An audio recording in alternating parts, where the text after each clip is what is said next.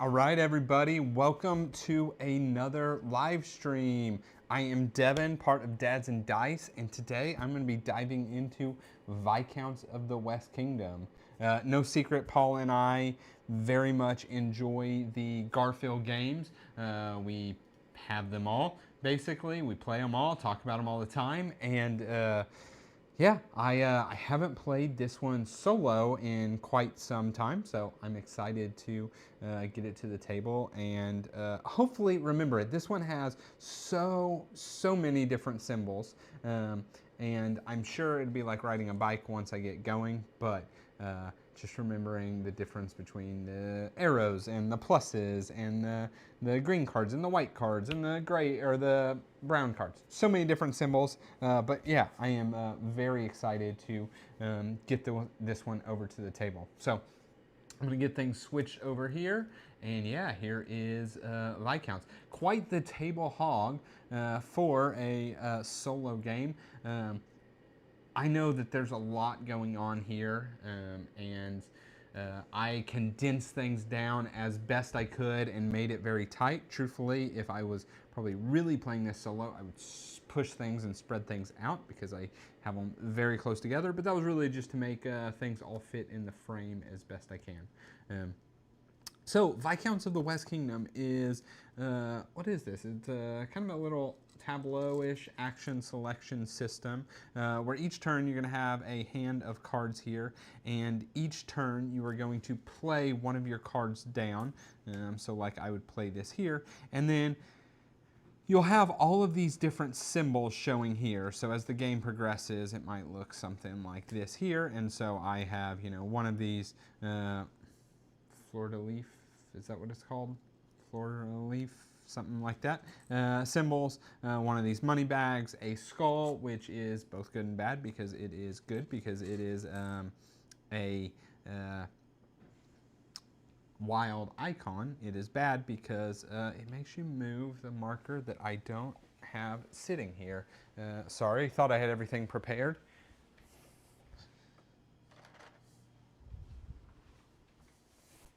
Okay, much better. Sorry about that.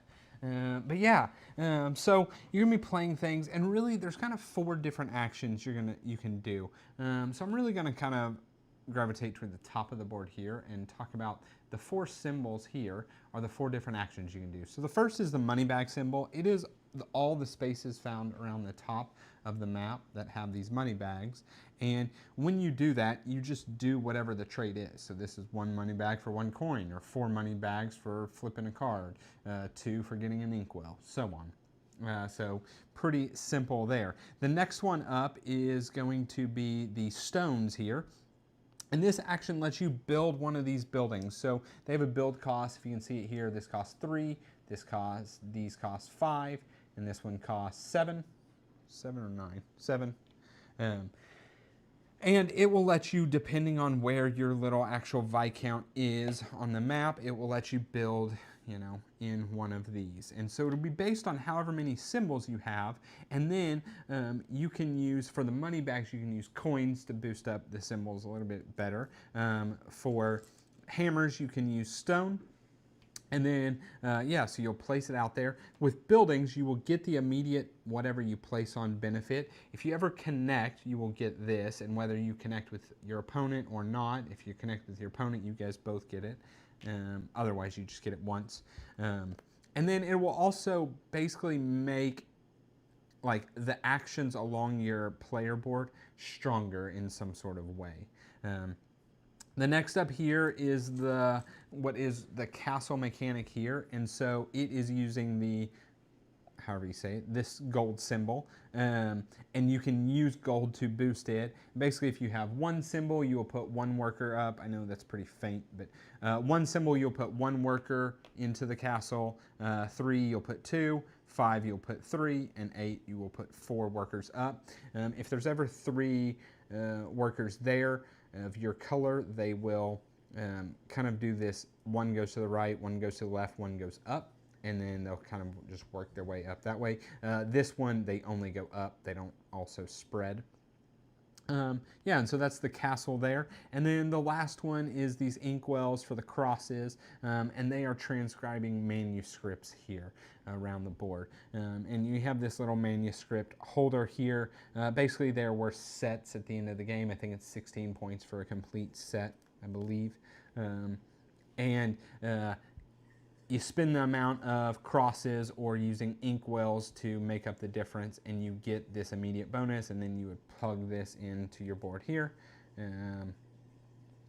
And once you have done these three here, so a black, a blue, and a green for me, you will unlock kind of these abilities that you can do throughout the game. So this is, you can always spend a resource for a coin. This is, you can always spend 2 coins to draw a card. This is, you can spend 3 resources to, I think that is, shuffle your deck. And inkwells are also gained on the interior. So the first 2 actions, the money bags and the hammers, are done on the exterior ring. Inkwells and gold done on the interior ring. That's really the game. I think I'm going to start playing it solo. They have their own kind of unique cards here, and it has their own little symbols and then kind of tells what they are going to do. As well as, you know what, now that I think about it, this solo does have a focus. That's what this symbol is here. So it looks like this one focuses on the castle. Every board is different. There's 4-player boards, so each one's different. I think it is focusing on one of the 3 things. So either building, manuscripts, or castle. With the 4th one being trying to get a whole bunch of debts and deeds flipped or whatnot.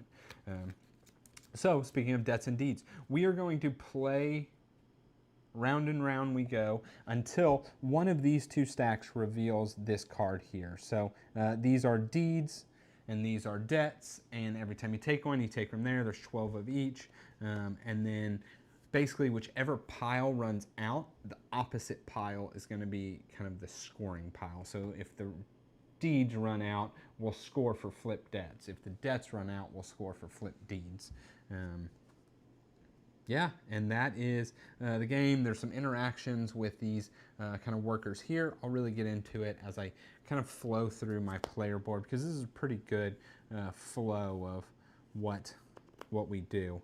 So I think the first thing, you know what? I don't remember. I think our starting hand is 3, but it might be 4. And I should look.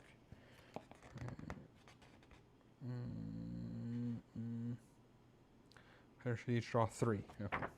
I wanted to make sure I thought it was 3.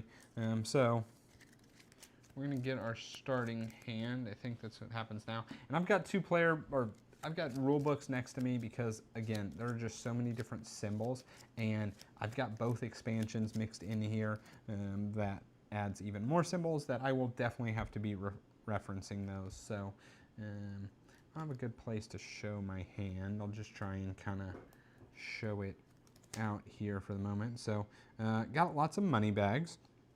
And the first thing I need to do is part of setup. And hello, Michael. Appreciate you jumping in and joining here. I don't remember if you've told me before, but have you played Viscounts? So first thing I'm going to do, I guess I should do it this way, is to not cheat.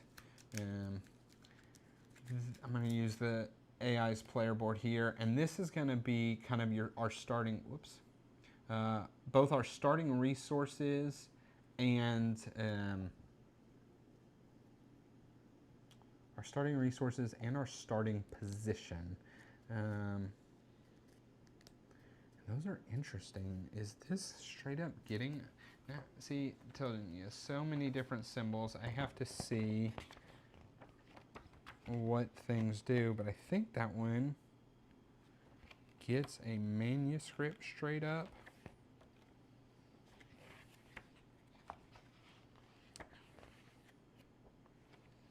So where is number 3? Let's see there. I'd start here.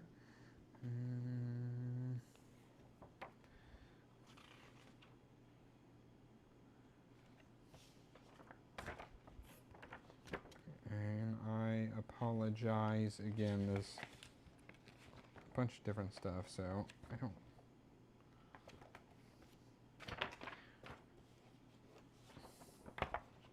don't honestly remember what all the starting effects are.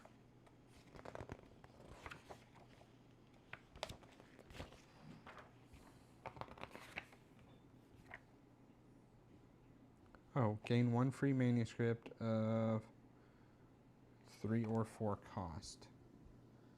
Ooh. Do I want that? This starts with 6 coins. That starts with 2. It does have a couple inkwells. I would start at number 3. Where's the next place to get inkwells? Here. Next place to get coins here.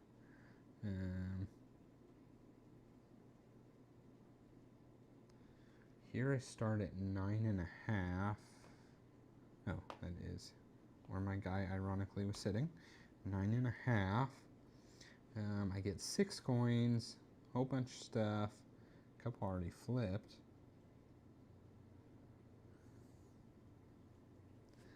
I get some more money here because I know I've got, oh, you know what? I should have, hold on, I didn't have a full shuffle. I should probably fully shuffle since I had some stuff on my board. Though I like that start, but I'll play honest here. Well, still money bag symbols here.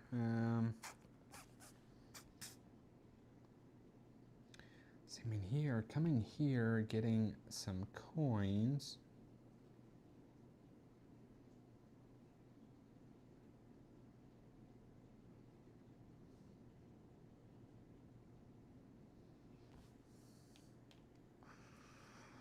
I think I'm going to start with this one because this, I feel like if I start at 3, even with getting some manuscripts,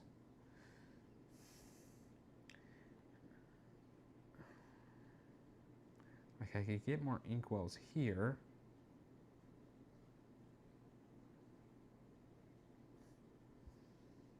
I'm going to start here.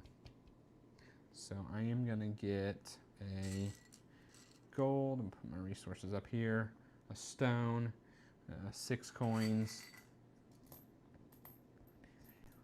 6 coins, and these actually come from down here. So 2 of each of these. They don't take away from the starting. And 2 of each of these. And we'll just try and keep this stuff up here until I need to use the manuscript spots for something else. Okay, so if I start there, then they are 9.5, then they are going to start at 3, and the AI is always going to just stay around the outside of the board. The only thing that matters in it is if I ever land on their space or they ever land on our space. If they land on ours, I can reshuffle things along here, and I can kind of explain why that's important or a thing. And then if they I ever land on their space, they what do they do? This tells me what they do. They'll help clear some outsiders and then get a resource of their choice. And they have this little where is it here, that tells what kind of resources. So since they're focusing on the castle, which is the gold action, they're going to want mostly gold. But yeah, so this is my starting hand. I won't be able to keep it there the whole time, but I am first player. And honestly, I might...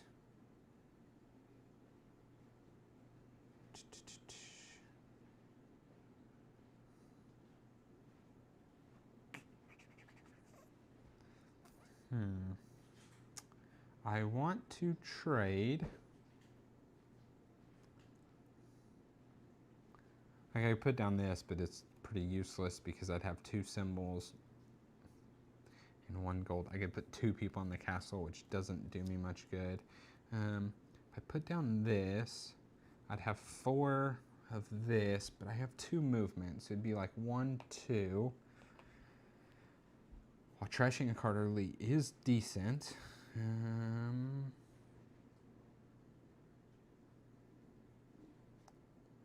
That might not be bad.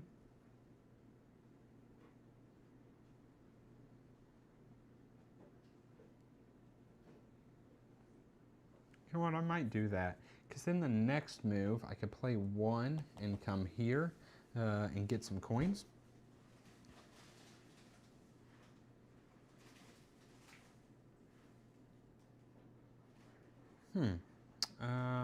Yeah. Yeah, I'm going to do that. I'm going to play this. I'm going to go 1, 2. And then I'm going to do this trade. So I played a card. I have the option of spending coins to hire this translator, or not translator, different Garfield game, this townsfolk. And so the first is to play the card. Oh, this is if it goes off effect. This is if it has a play effect. Neither of these do. Checking for skulls, moving my thing, and then I can basically pay 3 to add this symbol to my strength, and then get this effect. Discard 1 card from your hand. Or later, after my action, I can pay 3 to add this card to my hand. Don't think I really want either. Okay, so I have 4 money bags, which means I can trash a card from my hand. So I'm going to trash my Squire, which is just my basic gold, doesn't do anything down here guy. And I could spend 2 coins to basically trash something else. But I don't want to trash this card, so it'd be trashing a random card off the top of the deck.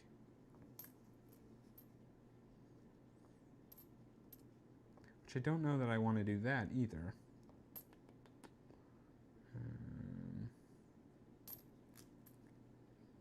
I don't think I want to do that.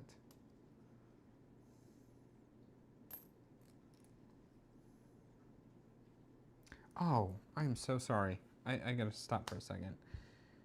I was supposed to also get a starting, as part of my starting thing. I think the 3 card was here and the 9.5 card was here.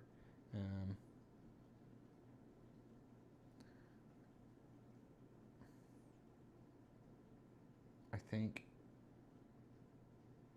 I don't really remember.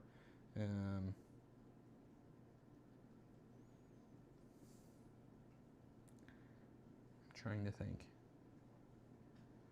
I think the 3 card that was here, and the 9.5.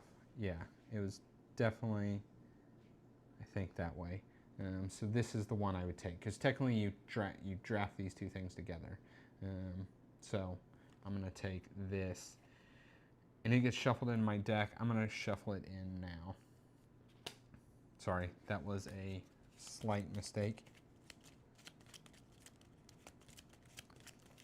And that's also a good reason for not just trashing a card straight up, because I would feel real bad trashing that right off the top. Okay, so that's it for my action. Next up, I can pay 3 coins to recruit this guy. I don't think I want to do that, so I'm not. I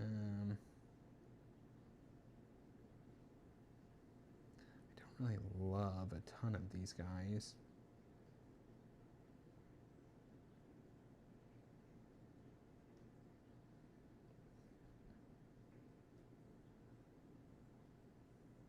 Yeah, I'm not going to do that. Then we check if there's a clash here. There's not a clash there, so we don't have to worry about that. But as we're moving these, clashes can happen. And then lastly is to redraw up to 3 cards. So since I had trash 1 out of my hand, I'm drawing 2 more. So have the Financer and the Trader. Okay, and then it is over to the AI. So, and this was just telling me their starting resources. So I gave them their starting resources here, their starting cards there, and then this is a couple advanced cards that got taken out of the deck here. So first thing we're going to do here is we are going to discard the right two of these. So they just kind of help cycle things through here. And heroes.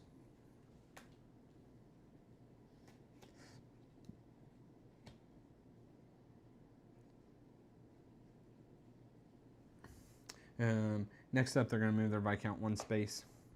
And then lastly, they are going to unlock one of their things here. If they were all unlocked, they would then do the next thing, which was their focus, and so on. So ongoing, a hammer here can be additional symbols for them. So that's what that is. And that's it. That's their turn. Back over to me. And so I think I want to just go get some coins. So I'm just going to move one space here. Or excuse me, I'm going to play this. I got no skulls. Move my guy. I could do this, but I don't want to because it's not worth it to me. And I am going to get do the action. So what is it? 1-to-1. I have 5 money bags. So 1, 2, 3, 4, and 5. Okay, so I have a lot of options there. Go through here. I could recruit that guy into my deck. I don't think I want to.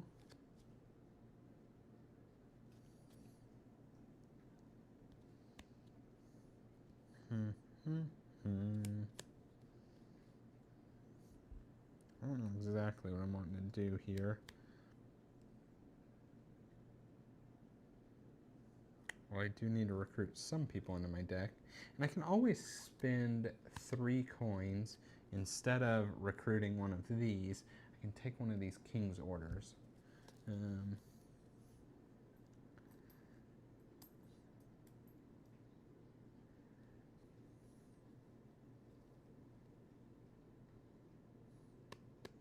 I don't think I'm going to do either of those things.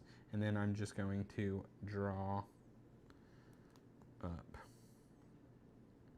Okay, so got that in my hand. Next up is the AI. They are going to flip a deed or a debt. When they flip, they will always do whichever one they have the least of, and then if tied, I think they do debts, deeds, one of them.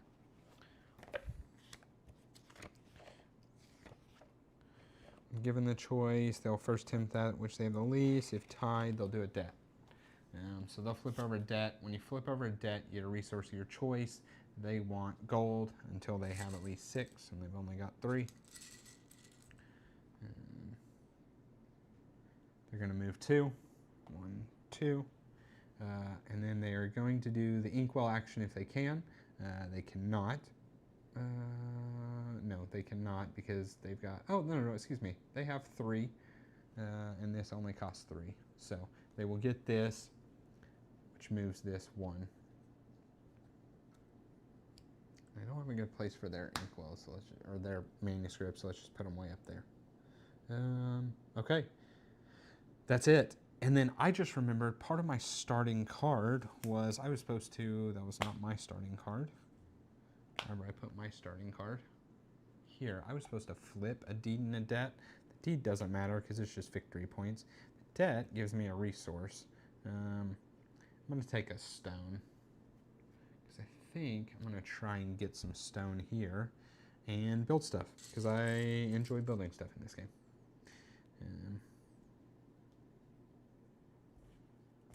Okay, over to me. And one thing I do want to see, I can't remember, when you move, I thought you could pay extra movement with coins. But that also sounds like it's a mechanic from mini games, so I want to make sure that's actually a thing.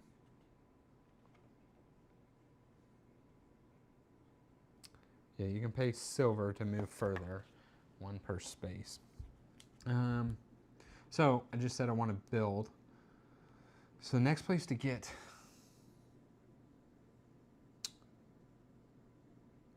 Actually, this will be fine. as much as I would... man, I'm sorry. I also slightly cheated, and I'm going to fix it now. When I traded, I could have discarded a card, which I would have done, and gotten a coin. And that's an ongoing effect that this guy has. So it may not have drawn up another card here.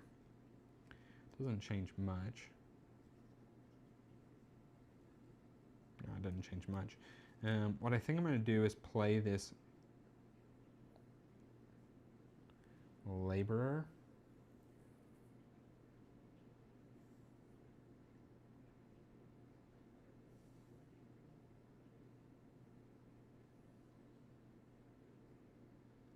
Yeah, I'm going to play this Laborer. As much as I want to play this Financer, which immediately gives me 2 coins.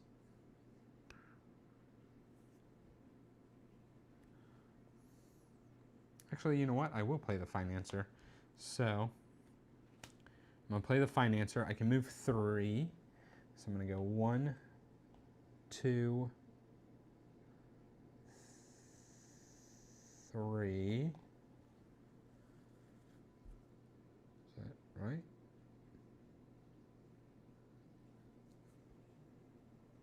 I could also go 3. No. Yeah. No. Yeah. Yeah.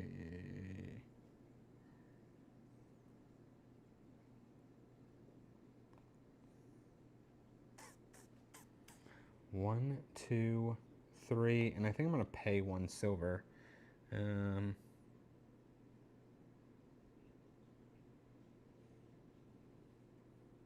Yeah, and this is really just...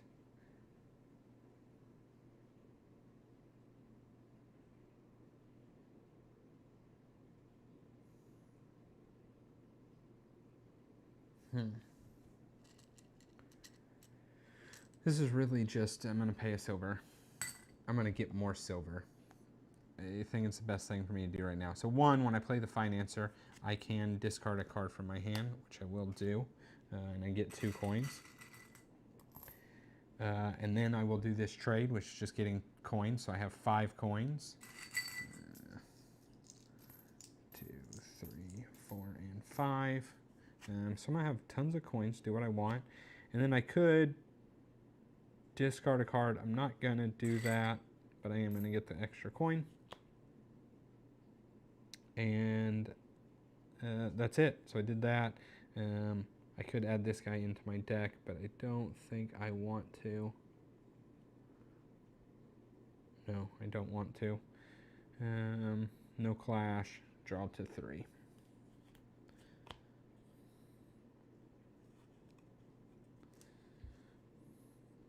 Okay, so this is what I've got here.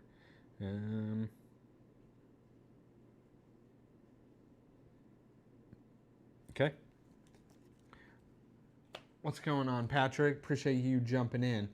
All right, so next up over for the AI, we're going to flip this over.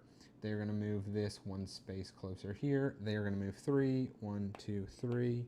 And then they are going to do the castle action.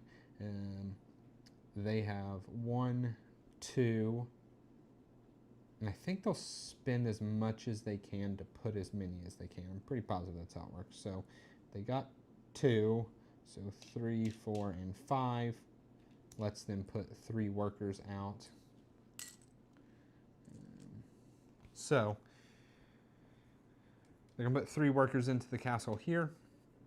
Because there's 3 on this row now, these 2 go here.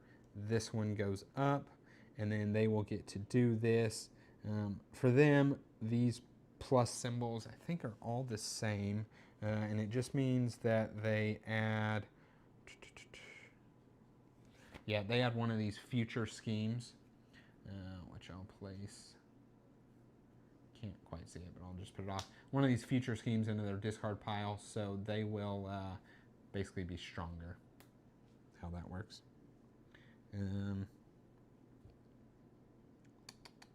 That's it. That's all they did. Over to me, and Patrick, where are you at tonight? you roaming around.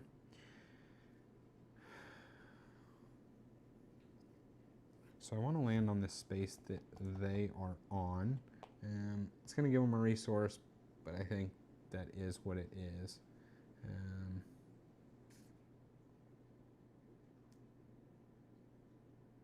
I'm about to have to shuffle my deck already, which is fine.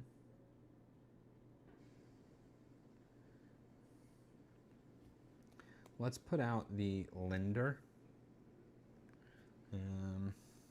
So first thing that happens is this falls off. So when this falls off, I can do one of two things. I can do a free recruit off the top of any of these decks, or I can take one of these heroes. I don't love either of my options. Draw a card. So this is shuffle your discard pile, draw a card, gain a coin, gain one of each resource.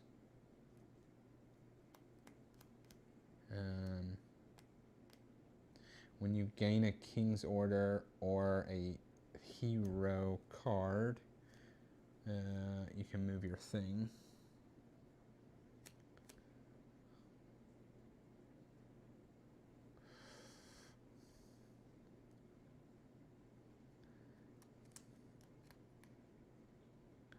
A lot of times I really try and play without the...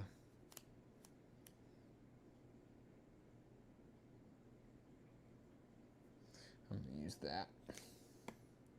Okay, so that's going there. And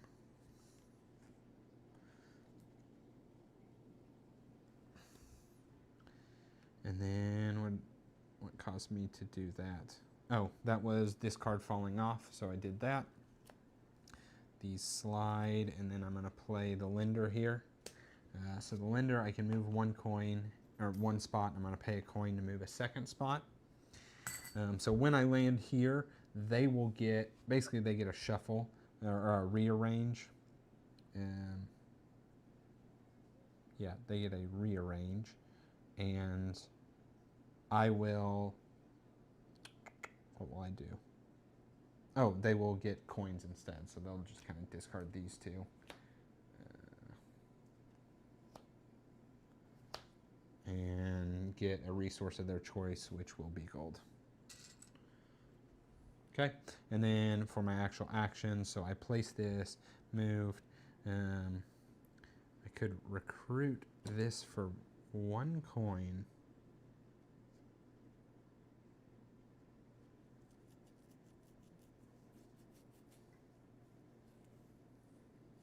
Well, let's see how much I have. So I have 1, 2, 3, 4, which gives me 2 stones. I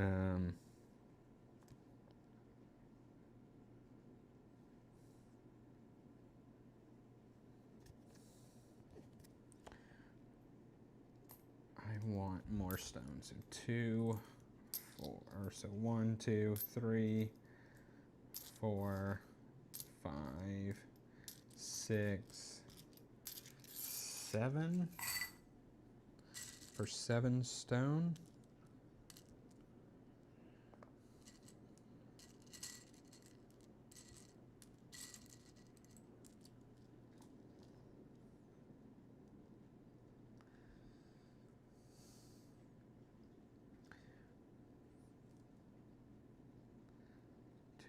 Six, 2, 4, 5. So if I did one more buy, it's expensive and all of my coins, but if I did one more buy, I would have enough to do, call it like these 2 rows here. No, excuse me. I want these 2 rows. So what is that? 7 and 5.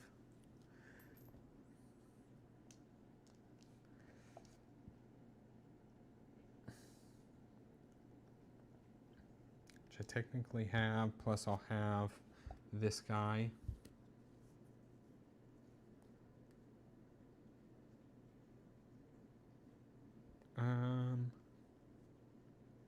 Yeah, I think I'm gonna...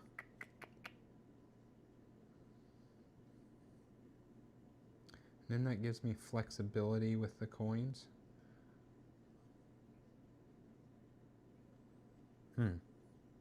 Tough decision.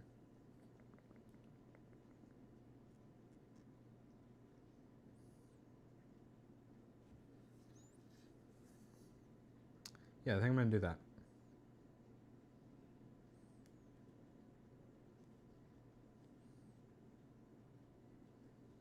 I think I'm gonna keep good old Clovis in my hand.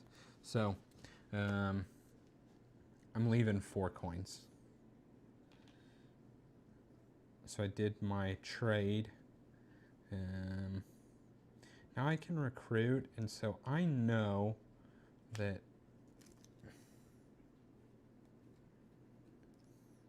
3,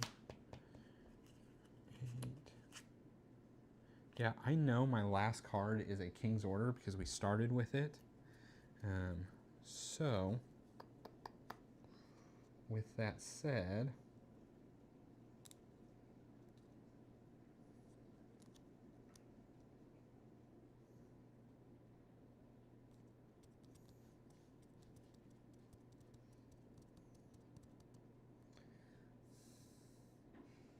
there's a potential I like come here and trash a card and I trash a King's Order. So I think I'm going to spend 3 coins actually to add a King's Order into my deck because I'm about to shuffle. Yeah, I'm happy with that.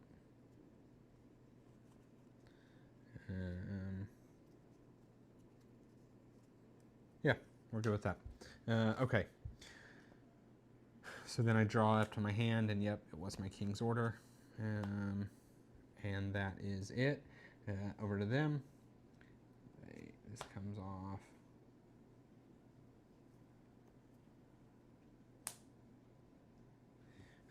So they are going to, what is that?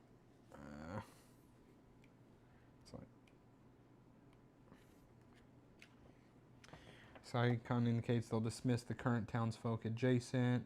So this card is getting removed. Man, and I would have definitely, not definitely, probably bought that guy.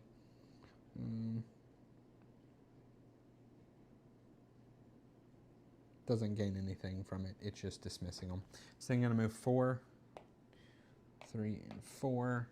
And it's then going to build if it can. It has 1, 2 build symbols, and I think the least it needs is 3, and it does have a stone.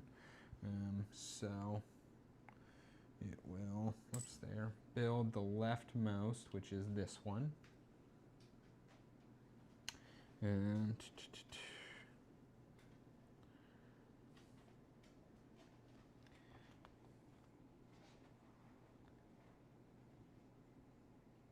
it'll always build on the leftmost spot, so this one here, and it gains 1 inkwell. Interesting. Okay, that's what it is doing. And so now, my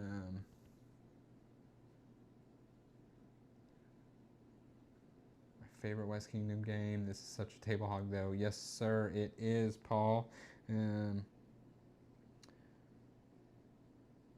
So now, whenever it adds a card to its deck, it will also dismiss. That is what that is saying. Yep. Oh, and they do gain this immediate effect here, which for them was shuffling their discard pile.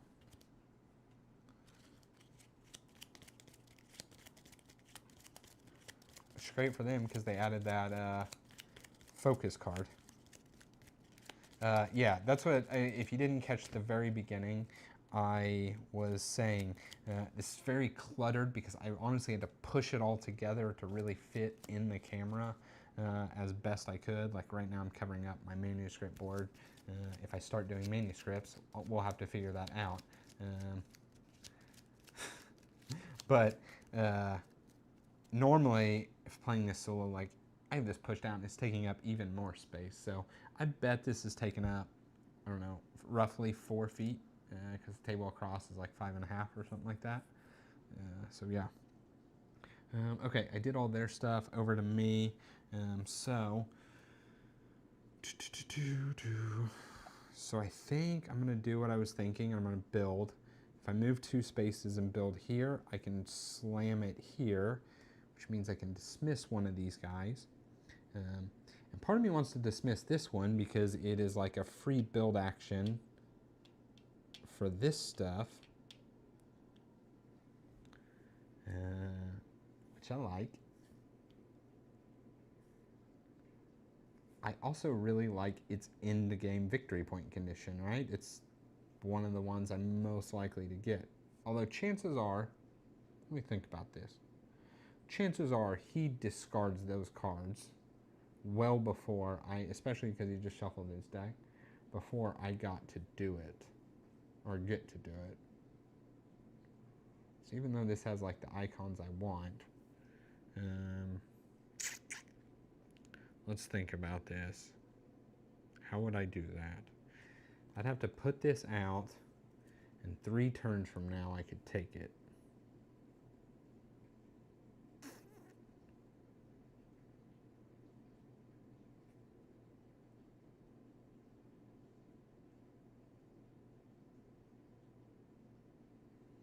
Yeah, because look, the only place I could reshuffle is this one. Unless I built 1, 2, and a card that's 1.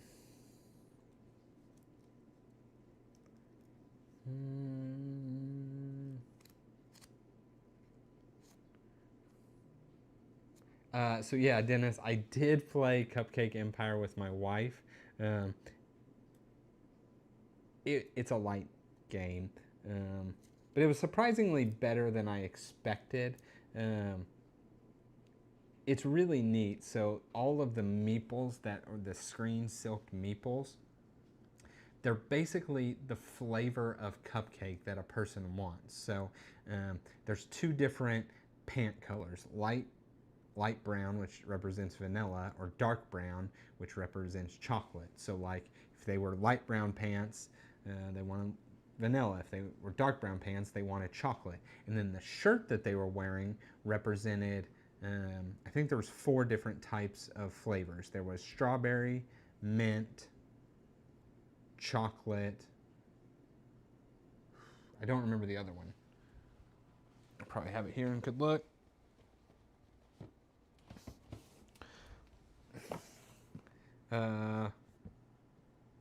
Lemon.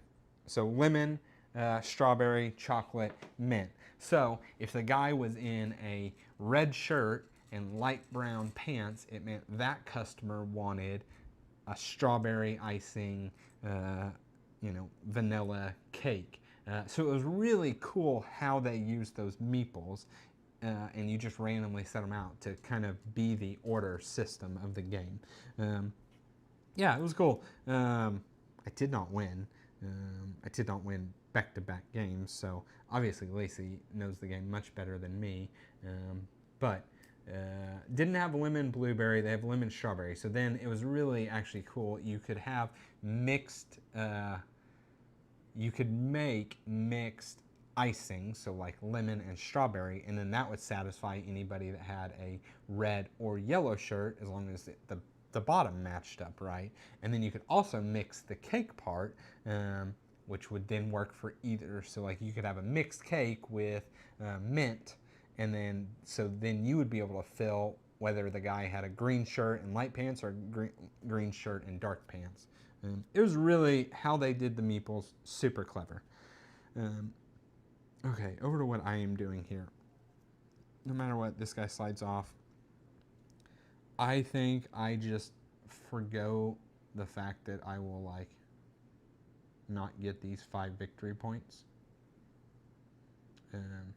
The downside is, if I use this,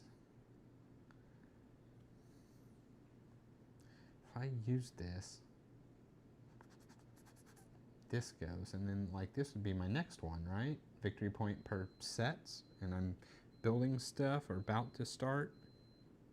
Yeah, we'll worry about that later. I'm going to put out the laborer. I'll move 2, 1, 2. I am going to spend 7, so 1 plus 6 of these guys to put out this one, and I will trash a card. And since I have either my special guy, which would be very stupid to trash, I'm going to trash this king order. So when you trash a king's order, you get to dismiss one of these, whatever they call them, outsiders, and get whatever.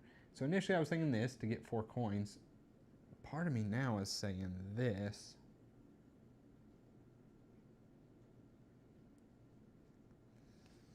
One, 2. I'm about to play a skull, which would go here.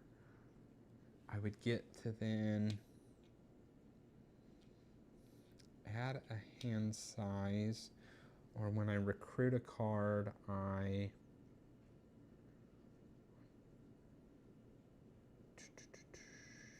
mean, I guess the additional hand size benefits me now. Although I just like this one for cycling my deck. When I add a card, I get to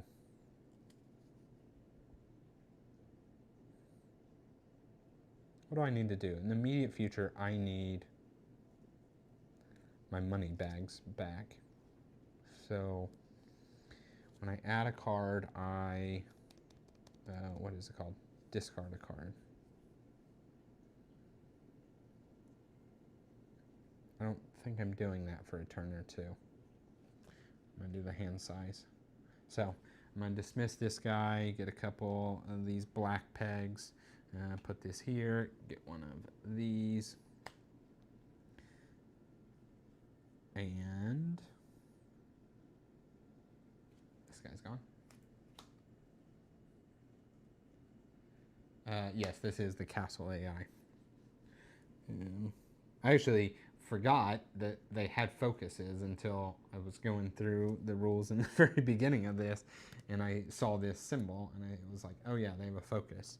And I just happened to pick a player board. So, okay.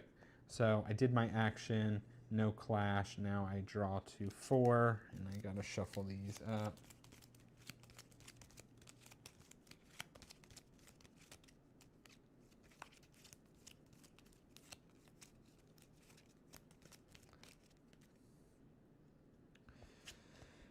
All right, 1, 2, and 3. Okay, over to them. They're gonna just fall off here, do this, put this here. They will dismiss this guy. Move 3, 2, 3. And they will do manuscripts, 1, 2, and an inkwell, and this needs 7, so they will not do manuscripts. They will flip over, they've already got a flip deed or debt, so they'll flip over their deed and gain 8 gold.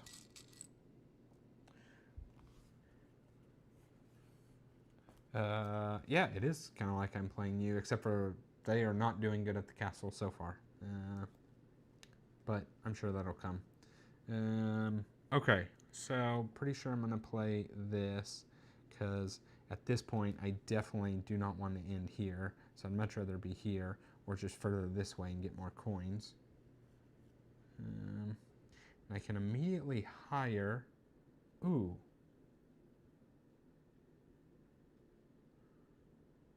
Ooh.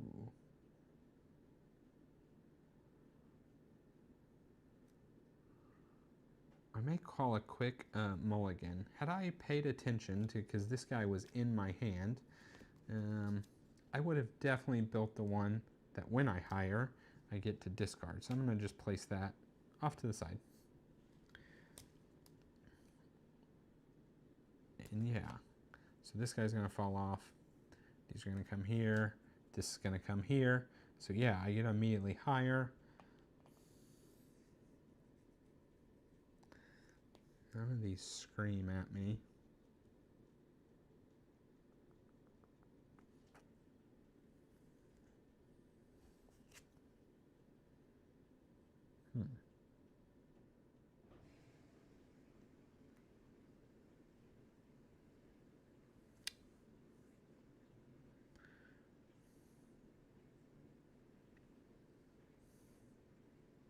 So let's think about this. I'm going to get one of this for playing this.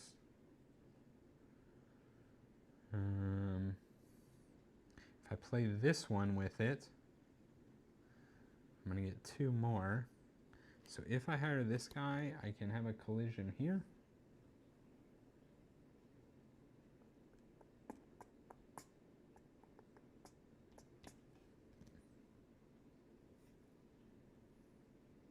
Do I want a collision there?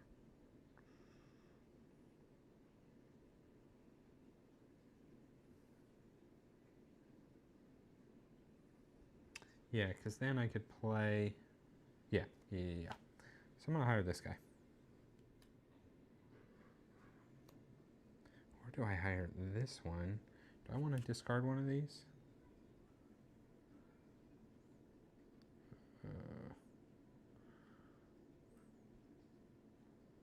This is a way I can start flipping. Nah, I'm going to hire this guy. For sure. So I'm going to hire this, move this here. When I hire... Oh, I still can discard, which I will. Discard that there.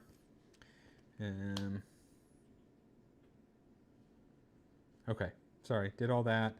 So this is the first time I have a skull, which is a wild, so this is going to go 1 space there. I then will move 3.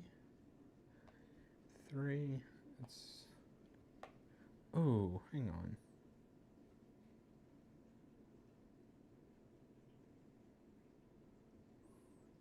Do I want to trash this King's Order?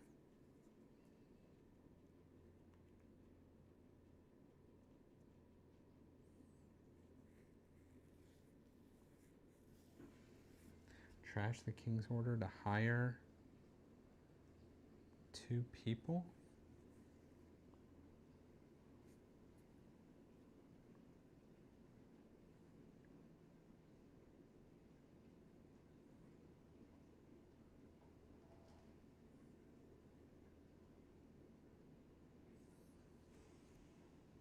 Or I just trash a random card off top of my deck.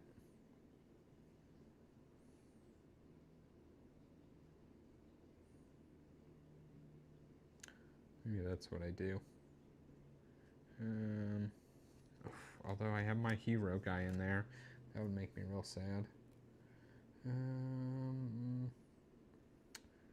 Let's trash.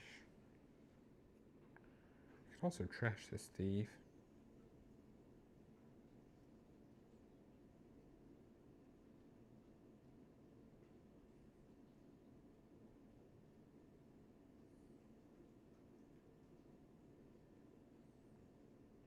Trash the thief because I have enough stone to kind of do what I want to do.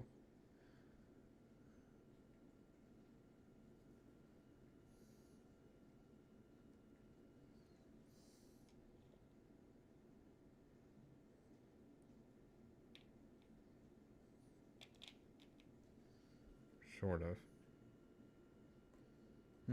No.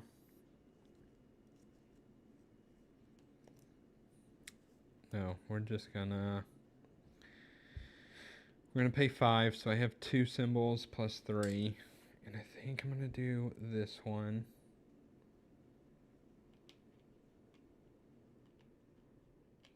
I don't need this yet.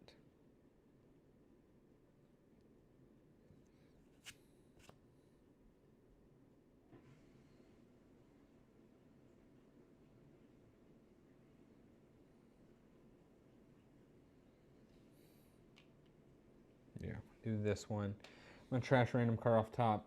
See how mad I am. Not mad. Okay. Okay. So yeah, I'm happy with that. I then go through here. I could pay to add. No, I can't afford to pay to add. Don't have a clash yet, and I draw 3. Okay. Not bad, because I want to do this, and then I want to do into basically getting money bags and into more resources. So they're going to discard here. They're going to slide. They're going to do this guy. They'll gain 8 gold. They'll move 1. They will build They only have 2 hammers, so they will not build. They'll do their focus, which is castle, which they can do. And this is 1, 2, because of this chest. 3, 4, 5. So they will put 3 in here, which I just know is going to end up in this scenario here. And they will gain 1 gold. Okay.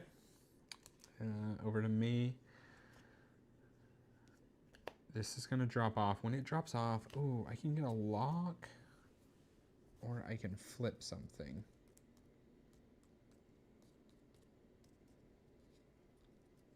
So the locks are worth progressive victory points, 2, 5, and 9. And they have like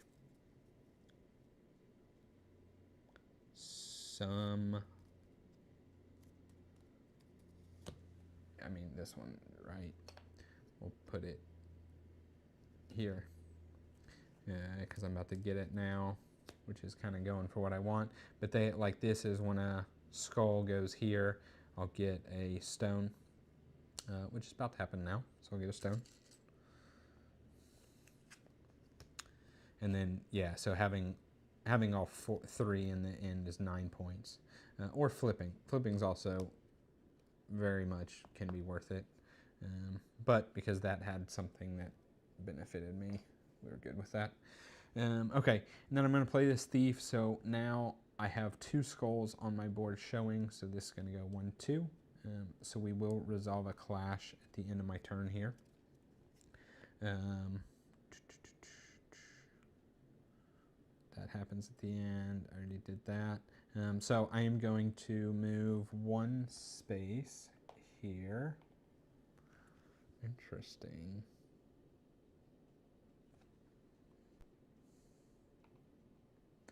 I mean, I don't need the inkwell. I probably just go there. But first I'm gonna build. So I have 1, 2, 3 symbols, 4 symbols. I forgot to use the discount last time of the additional symbol, so I should have 1 stone more. I also forgot I have 3 of each. So I have this. So anytime I have a purple card in my tableau, I can draw an extra card. Most likely will never come into effect. So I have 4, 5, 6, 7. I could build the big boys. The big boys don't help me immediately. I probably want to build this one. This makes it when you dismiss, it's always cost 1 coin.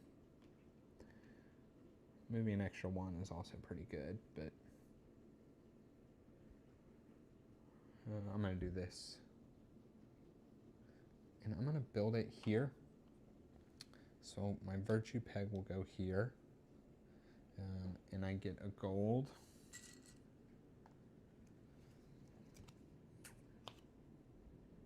How many did it cost? 1, 2, 3, 4, 5.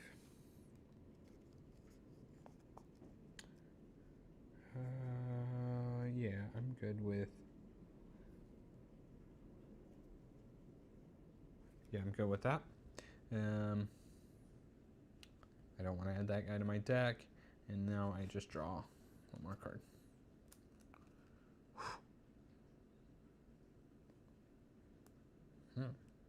Okay.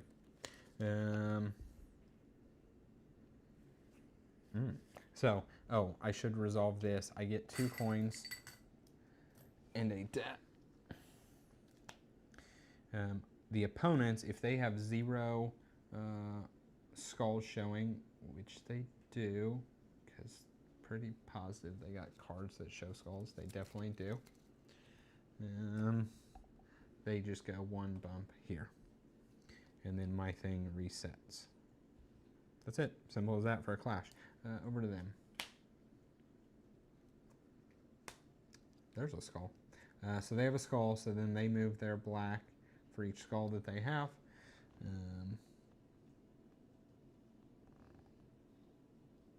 they get a debt.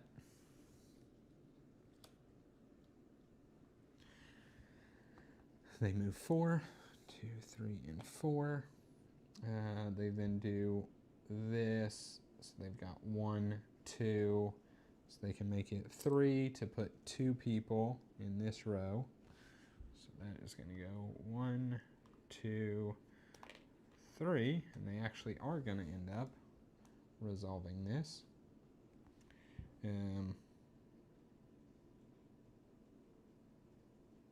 So they did their action. So now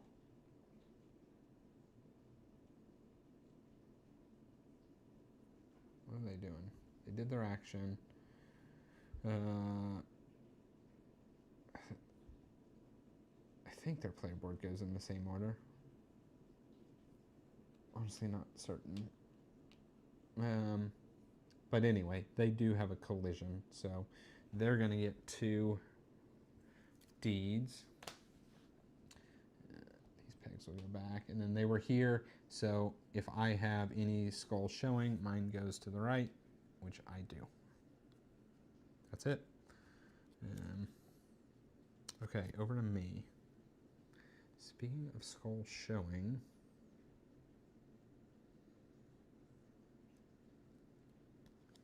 I have this guy.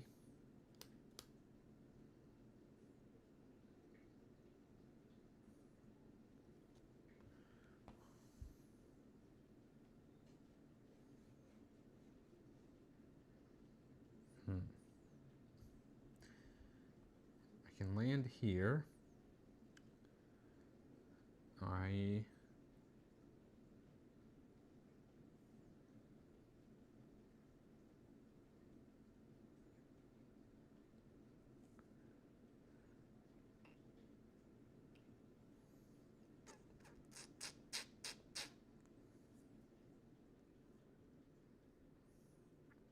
can land here. I can trash another card from my hand. I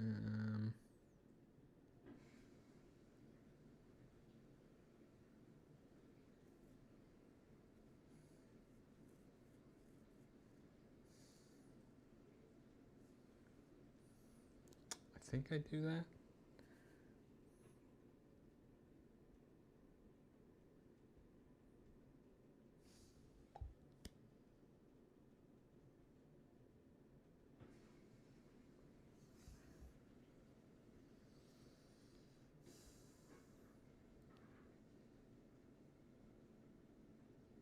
Because the thing is, I can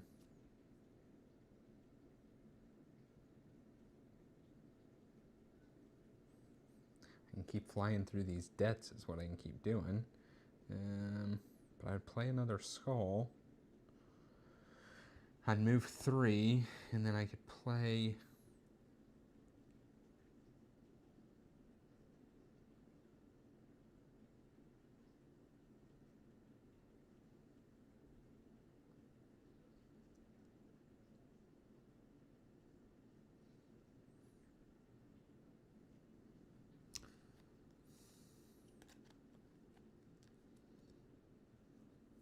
It's either that or... Yeah, I'm going to do that. Whatever. We're going to put that there, slide this here. So, skull is here again, so I will get one of these. And then I'll move 3. 1, 2, 3. I will build this one, which lets me increase my movement 1, potentially 1.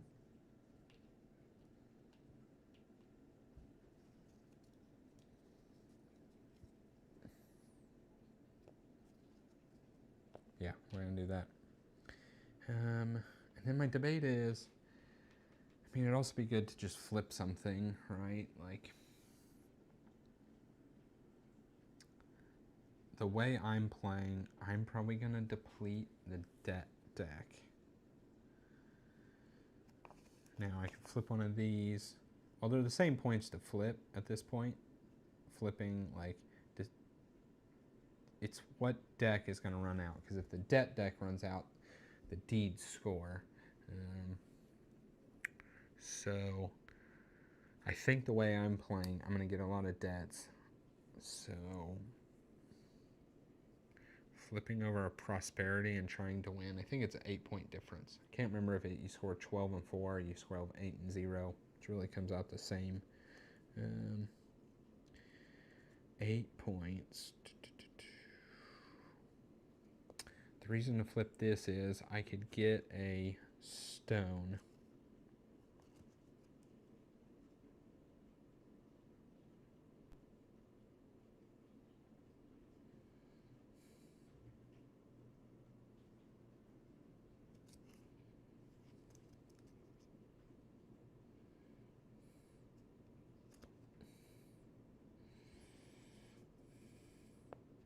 I have 1, 2, 3, 4 symbols.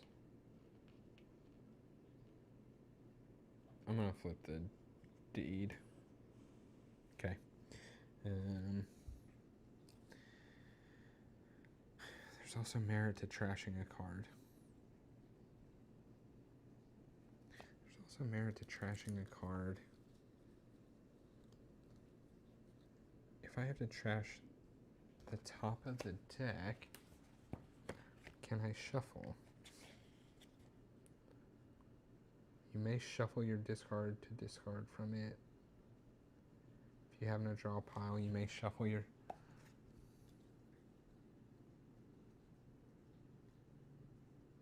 I mean, I feel like only 2 of these options are bad.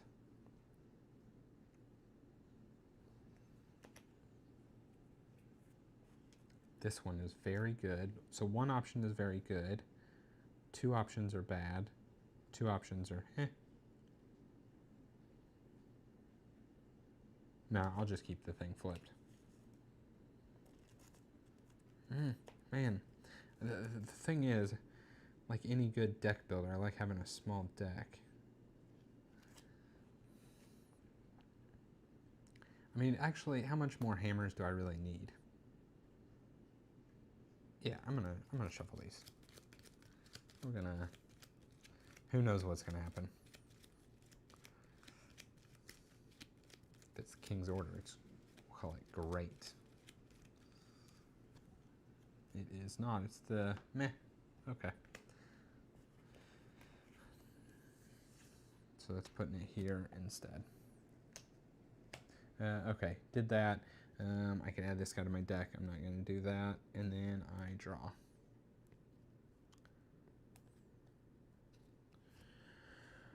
Okay, over to them.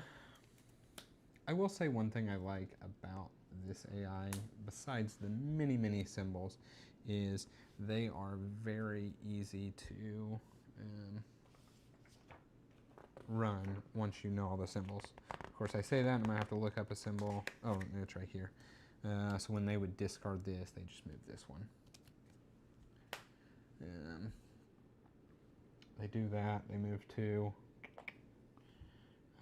They do the castle. They have 1, 2, 3 symbols. They cannot make it 5, so they put 2 guys here. So 1 is going to go here, 1 is going to go here, 1 is going to go here. They get a stone and an ink.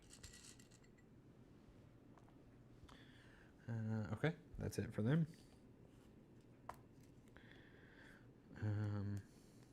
I also am the first to have 3 of the same building. So now when I buy a King's Order, I get a coin.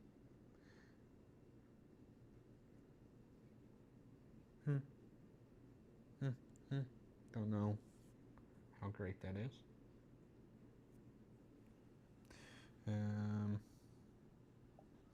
Okay, this guy's coming off. These are going here. I get a stone. And then there's like also this play of like, do I just...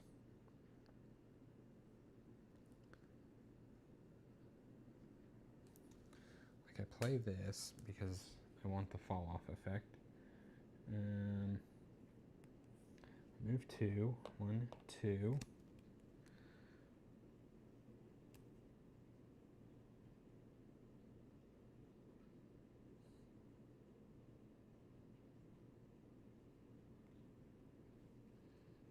And then it's like, do I just keep using up my stone stuff?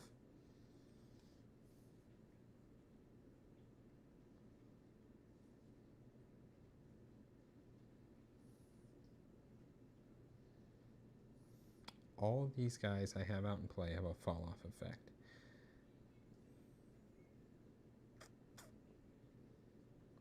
I think I am going to build here.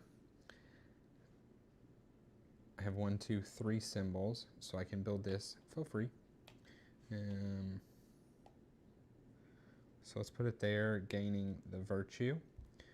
And then I make a link here, so I can re-swap these around. And so like if I do this and this, I feel like that's best. It's the latest to get the debt. I'll get the fall off of this right away.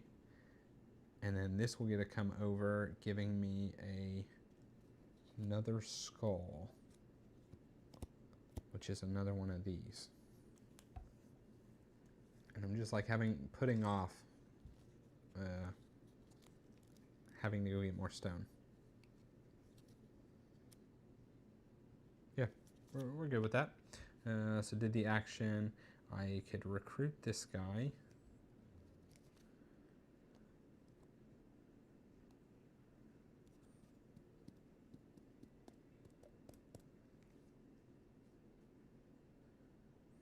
I kind of like his ability. Cost me 1.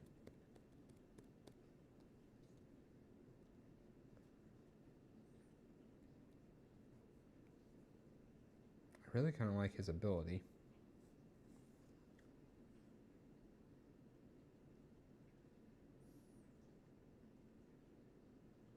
It's this weird though, I can recruit him, which then lets me shuffle, and then I discard.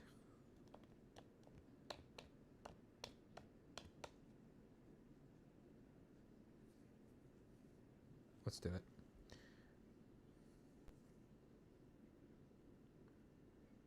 Is the game gonna last longer than me building these things?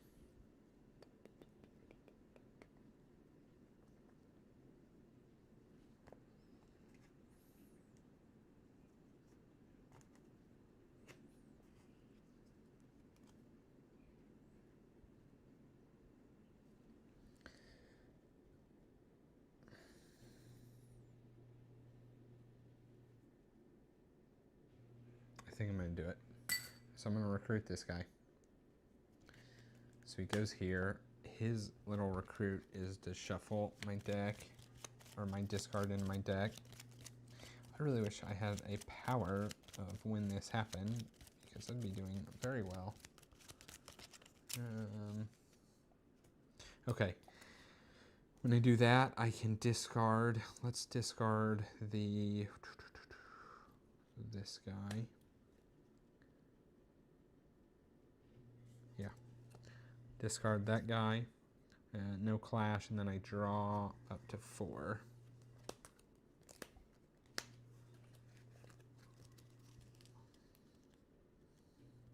Okay. Over to them.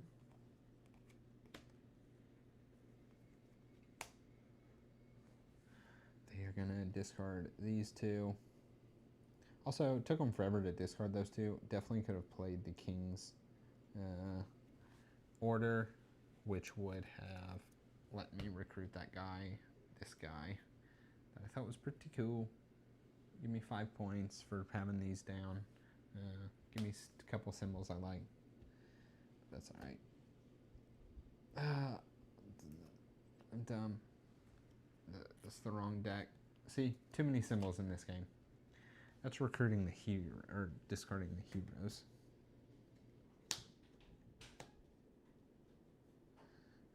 And these 2.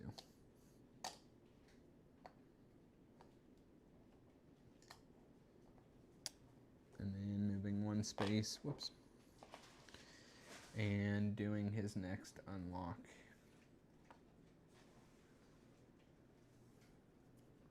Okay, over to me.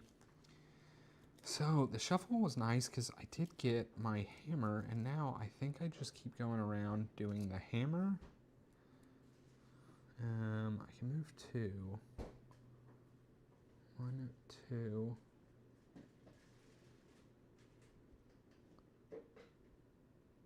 This is like not a great ability for me. And I don't care about the gold, so I probably still do that ability.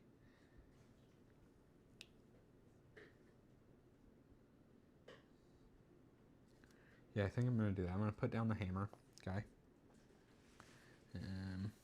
So this falls off, and I can either get one of the hero guys, who Samson looks sweet, but is it too late?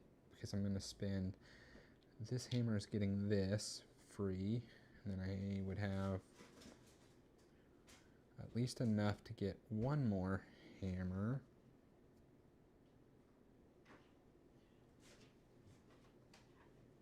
Actually, this turn I could do 3, 4. I could spend 3. Getting this.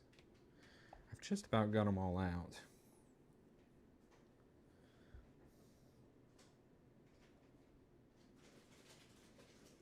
Therese has a bunch of symbols. Any of these things do stuff I want them to do. No, not really. Getting some virtue, discarding cards. I guess I'll just take her. I don't really know. Okay, this is going to slide. I do have a skull here, so I get another one of these. I'm going to place this down, move 2. 1, 2.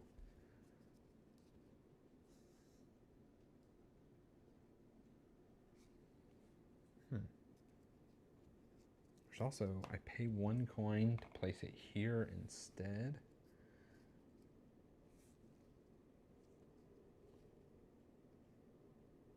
I don't know. I'm for sure going to bleed this debt deck, right?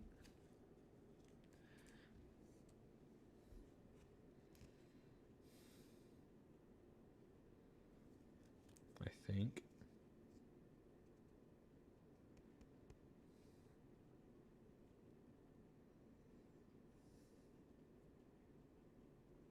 It's just, this is like what I think is so terrible.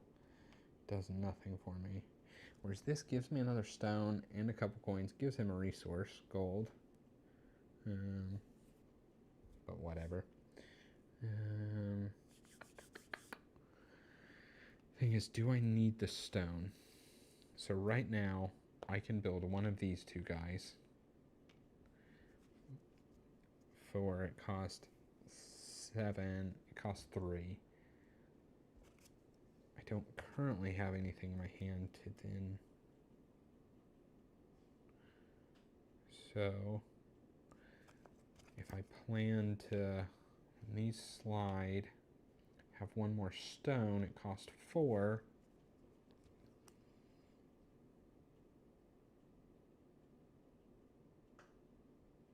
I think that's what I do.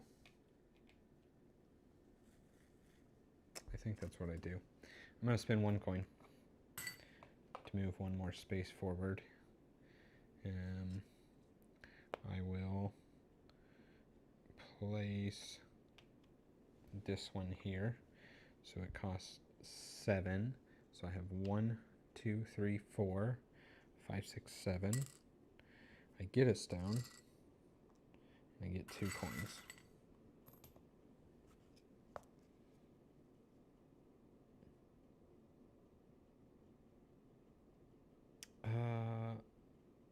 And to save a stone, I could dismiss this guy. The cost of a coin.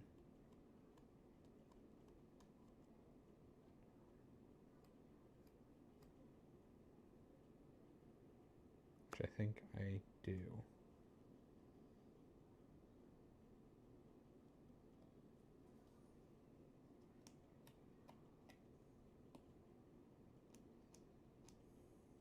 Yeah, I'm going to have spent a coin here because they only cost 1 coin. To get this, I'll get one of these, but it would have saved a stone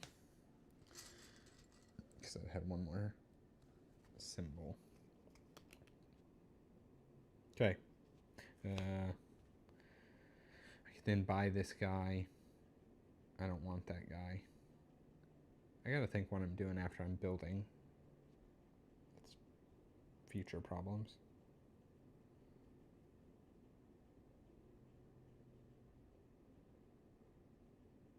Yeah, that's future problems. And I just draw a card. Okay.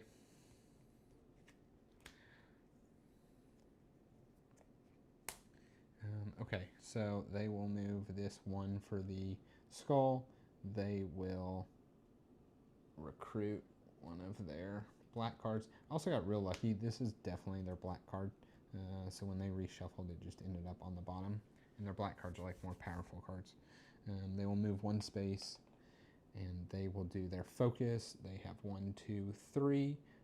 They could only go up to 4, so they will put 2 guys in this level. So one guy ends up here, one guy ends up here, one guy ends up here. They will flip over. They have the same amount, so they'll flip over debt, which gives them a gold. Wrong way, this way. What's up, Francisco? Thank you for jumping in again. Appreciate it.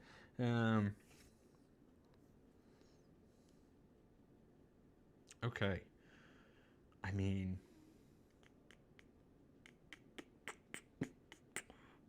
I feel like I've gone all in on building and keeping.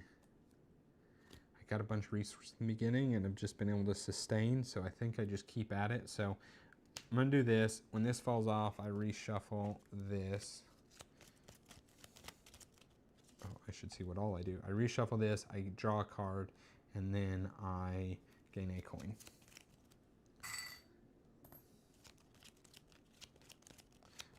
Oh, yeah, because I guess technically it falls off before I play, so like I would be able to decide. Because it's kind of weird that you draw a card, because like at the end of my turn I'll have 4 cards anyway, so these will be the 4 cards I have. And I think I'm just going to play this. We're going to keep on 1, 2, 3.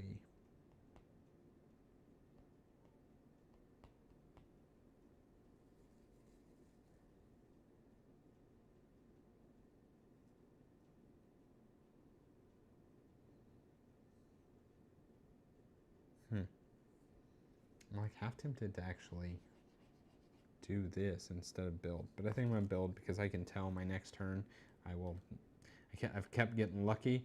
That ends now, so I played this. I have 2 skulls showing, so that goes there. And I move 3.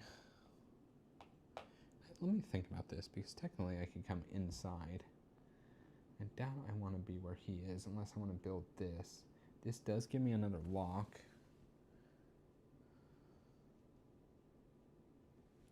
I don't care about any of those locks. 1, 2, 3. This is the same building. So these are public buildings. They're worth chunks of victory points. What happens is, like, you build on top of where you have something, you don't get the placement or connection bonus again, but you then always have this like ongoing effect.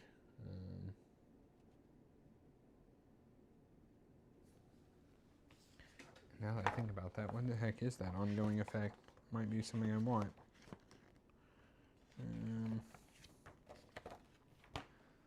This is where the mini rule books come into place.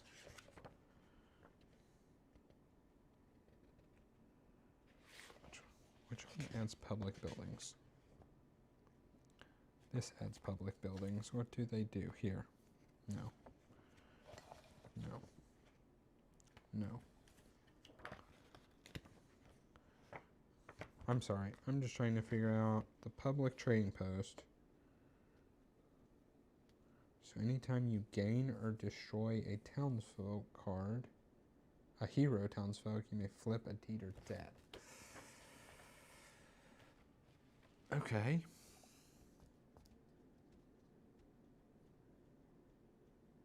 So do I want that? Going 1, 2, 3 at the cost of giving him a gold.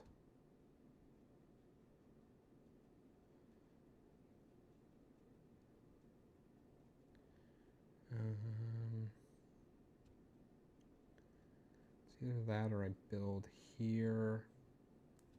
You know what, I think I'm going to stick with that. 1, 2, 3. Because I could come an extra here to 4. I also got 1, 2, 3, 4.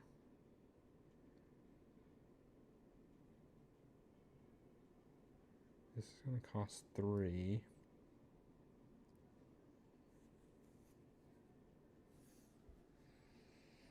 The next thing he flips is a deed.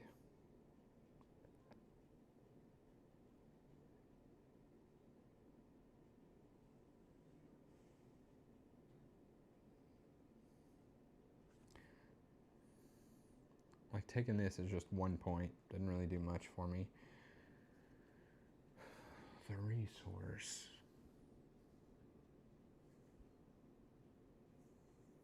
Or the flip.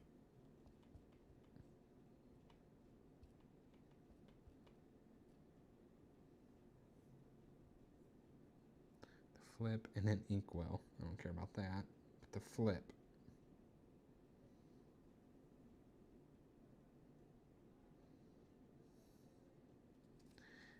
And I get a lot of flexibility on potentially overbuilding here. This is solo, so the left half is me, Francisco. The right is the AI. Their cards are just kind of, you flip one over, you do top to bottom. That's it. But yeah, honestly, I think it's a really great solo. It's really relatively easy to run. It's just there's so many symbols in this game, and unfortunately it's broke up because I got the two expansions mixed in here. It's broke up in between 3 rule books, so like just then I was having to flip through all the rule books to see which one I wanted or which one to find. So sorry, I'm trying to figure out here where I want to build. Flipping this, it's like 8 points at the end of the game, which seems neat. I think I might end up, I think this resource might just be better because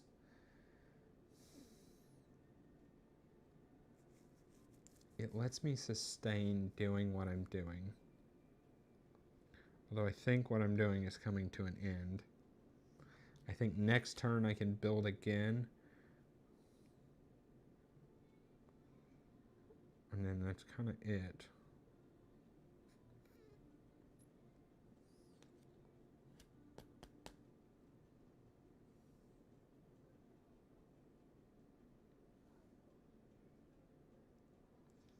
I also might just overbuild on this.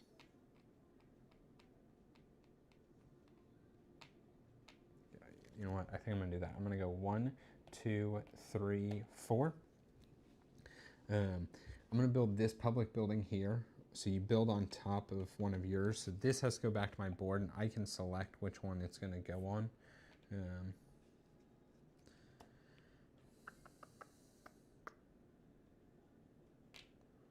Do the additional movement.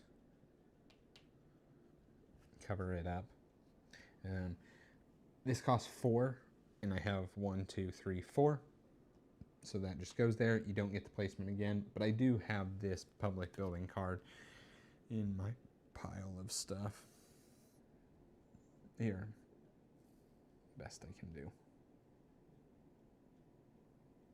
Just add it to my pile of stuff. So it's 11 victory points at the end of the game, and then anytime I get a hero card, which I need to refill this, I can flip over a deed or a debt.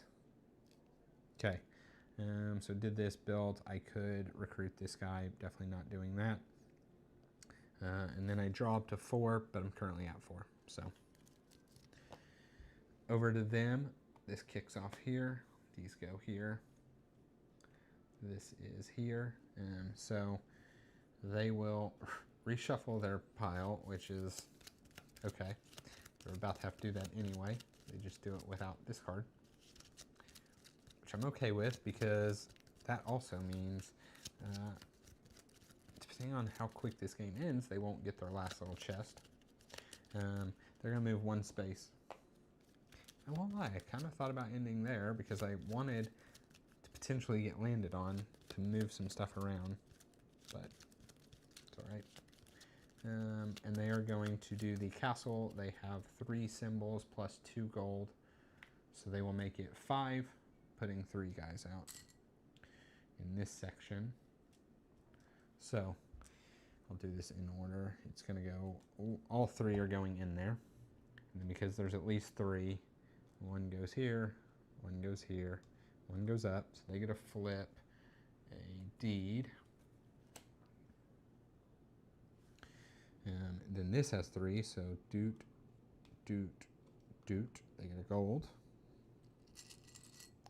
And then this has 3, so doot, doot, doot. And they add a card to their discard. Okay. So this is where they're going to get all their victory points. I'm getting all of mine from the various building types, hopefully. Okay, over to me. This falls off, which means I get a debt. Keep adding up the debts. But I do get a coin. Now, like, I kind of want to get this journeyman out there so that when he falls off,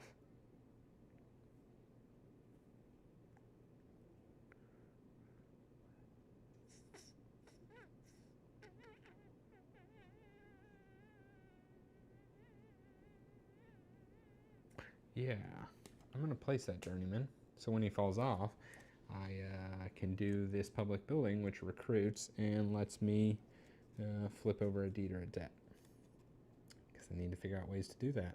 And this looks like a good one. So I'm going to go 1, 2. I'm going to build here. I have 1, 2, 3 symbols. And I think I want to put this back out.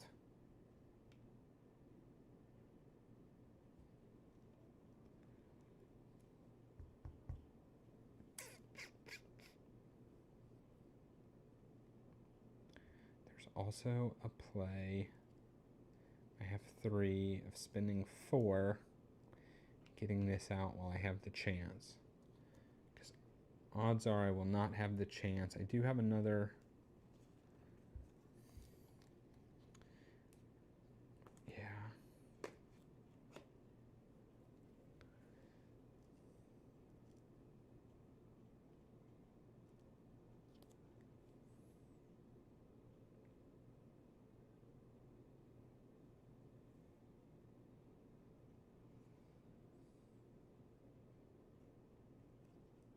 It's interesting. I could also go 1 more space.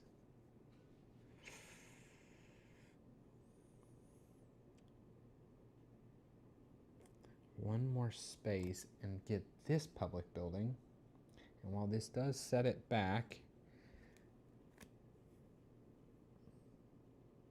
this is a permanent.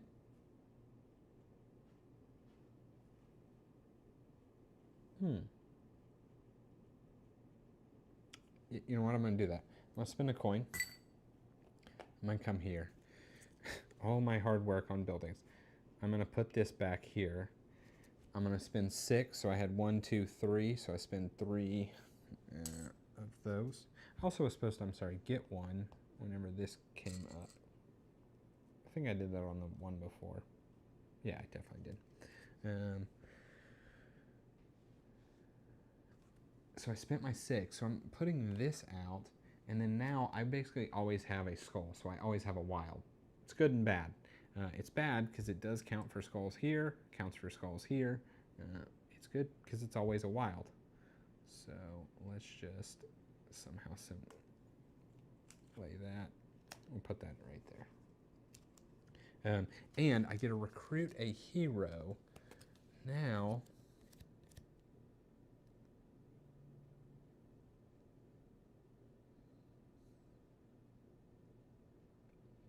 recruiting a hero is great because I will get to flip a deed or debt. Oh, and I was supposed to get a, they haven't changed. I was supposed to get a,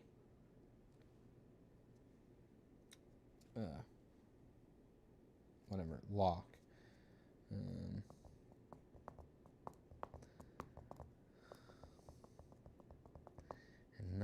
great for me. I think I'm going to do this one.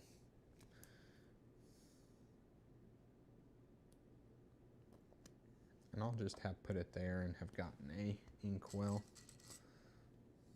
Really doing that because it's worth 3 points.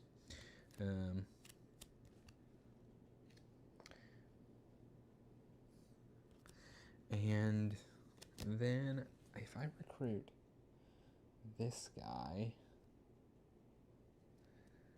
what is that? Remember, when a card with this symbol drops off, it's removed entirely from the game once other effects along the bottom have been resolved. Oh, he's removed from the game. He puts 3 guys in your section of the castle. I don't want that one. I'm going to take Samson. So when I get Samson, I now get to flip over a deed or a debt. And let's do a deed.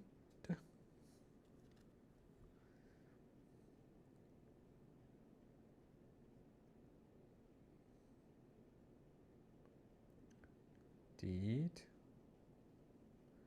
I hope. This is my only chance of staying somewhat relevant for that. Okay. So that was me overbuilding. So now I always have this, which is sweet-ish. Okay. Recruit this guy.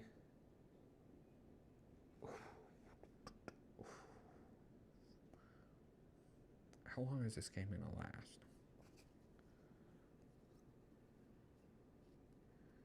I think yes.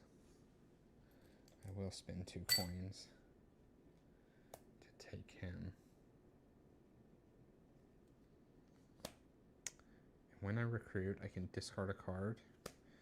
And when I recruit here, I can discard a card. So I'm going to discard both those.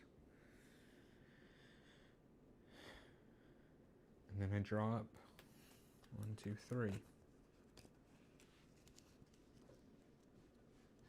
Okay. Okay. Next up, him.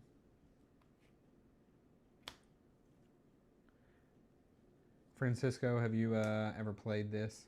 Ooh, look at that. So where he got unlucky that this black banner was at the bottom of the last shuffle, he got lucky that this time it was at the top. He has 2 purple showing, so it's going to go 2 to there. He is going to flip a debt, which he cannot, so he gets a virtue. He's going to move 2, 1, 2.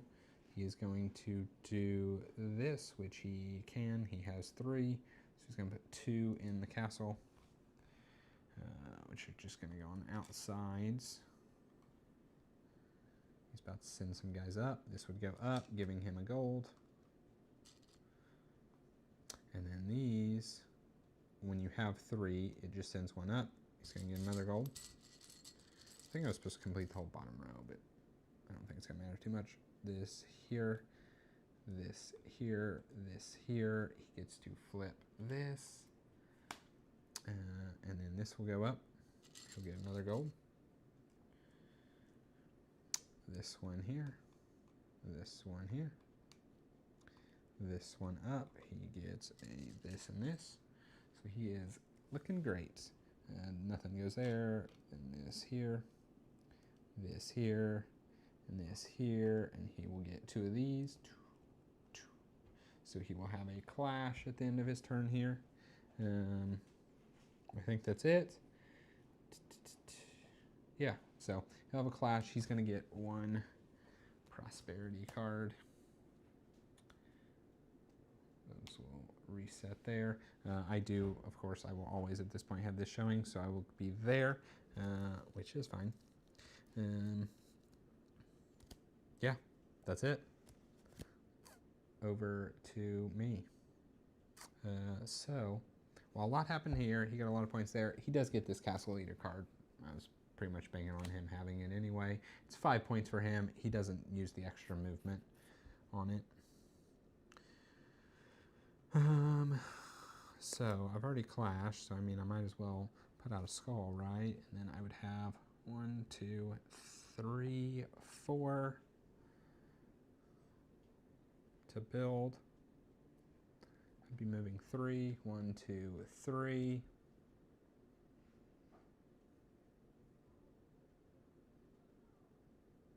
It's kind of a terrible place. 1, 2, 3, 4. It's also kind of a terrible place.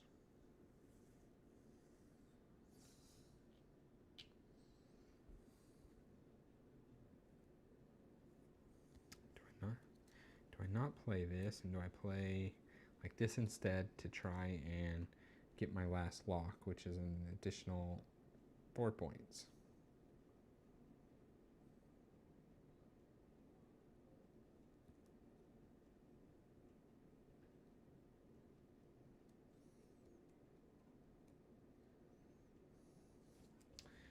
In which case I just go here, and I build here, and I flip some stuff.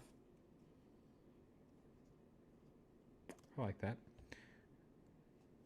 This is going to go here. These are going to slide here. This is going to go here. I do have 2 of these, so I get an inkwell. And then I move 1, and I build. So I have 1, 2, 3. I think I built this one for 4, 5.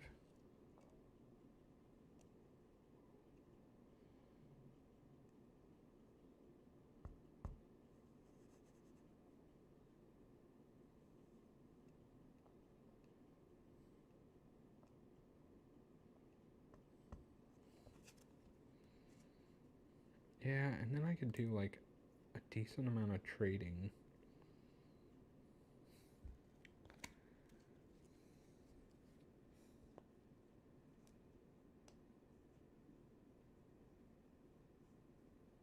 Yeah, I'm gonna do that.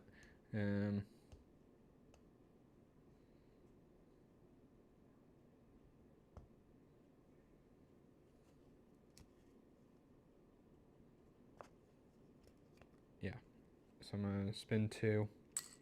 I'm gonna build this one here. I'm gonna flip, I think this.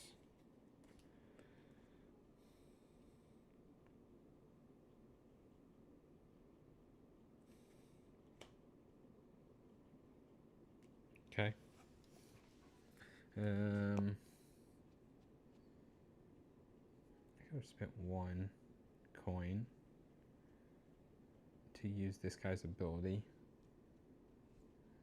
which I definitely think I would. Yeah. It would save me 1 of these. Oops.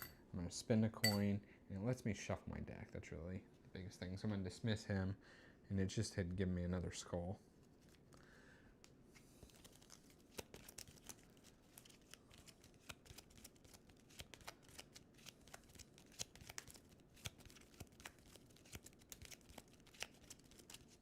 Okay.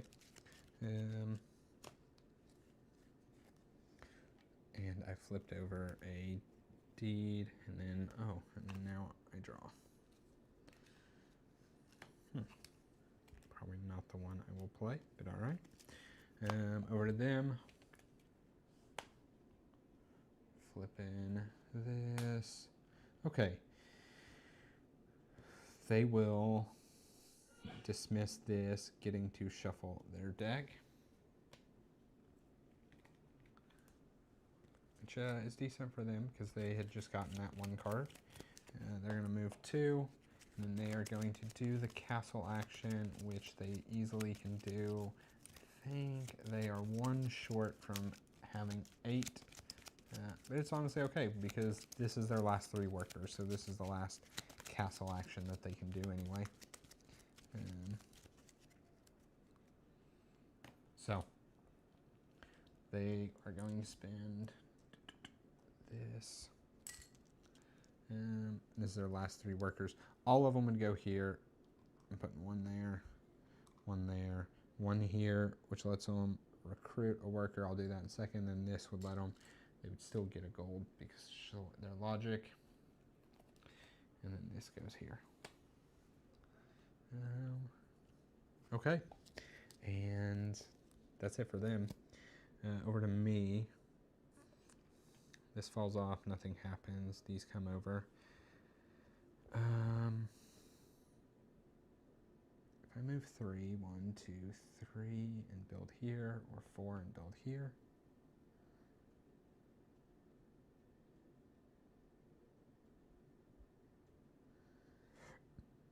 Or here.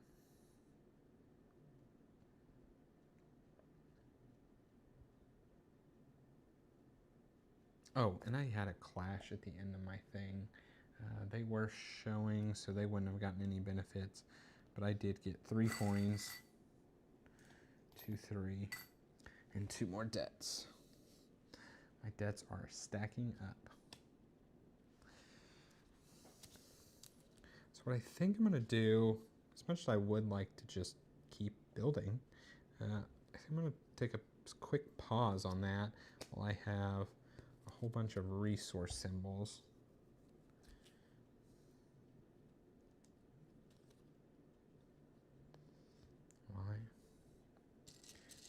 Putting 2 resource here, I get this. I could definitely just go get a manuscript at some point. I'm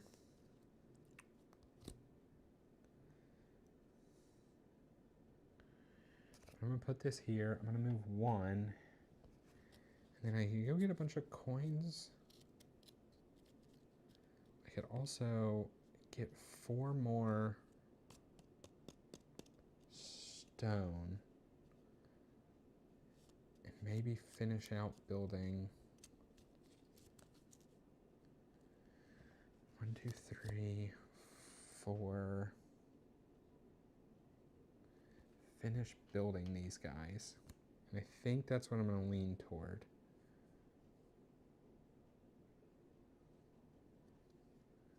The money seems great. Actually, when I play him, I can get a stone.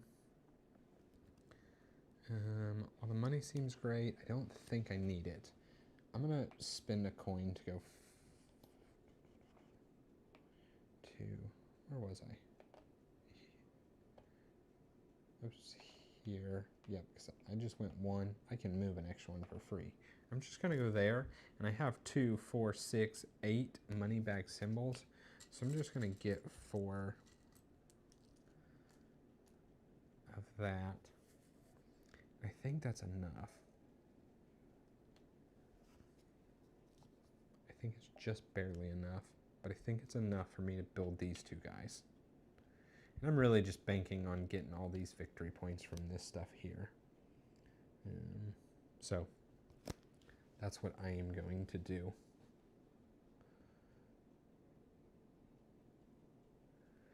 Yeah, that's what I'm going to do. Okay, did that. I could hire that guy. I don't want to hire that guy.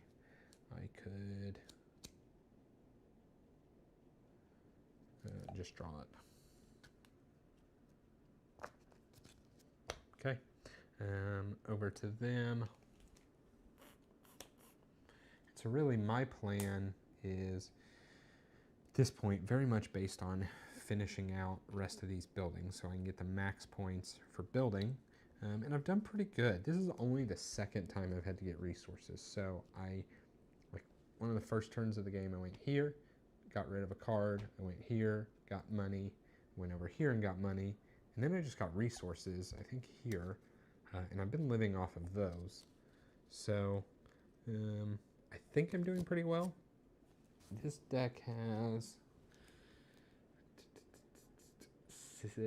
7 cards left. So we'll see. I think they're going to start speeding through that.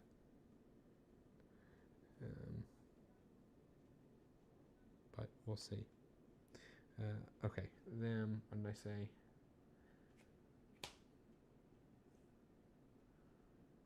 Right, I did my thing. Yeah, they're doing their thing.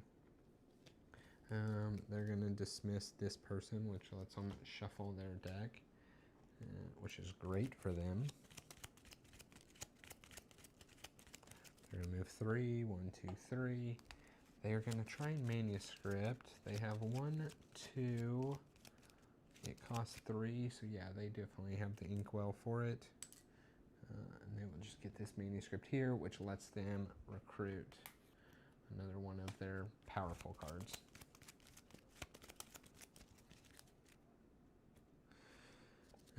Okay. Now I go back to my plans of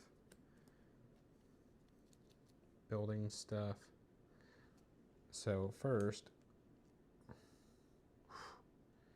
it's so sorry this is the ordering.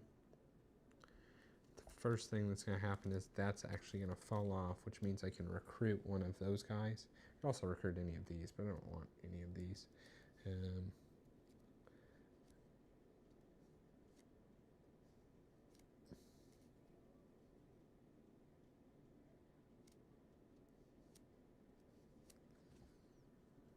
I think I take, there's a clash, gain a virtue.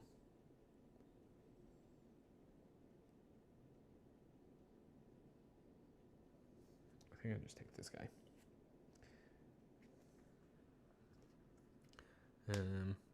But more importantly, because of this over here, I get to flip a deed or a debt. So I'll flip a debt and we'll get a, I don't actually think I need any more stone. So while I don't know exactly what I'm doing, I'm going to get a inkwell. Maybe I can get a couple things. I don't know. We'll see. That's what I'm going to get. Inkwell. These slide here.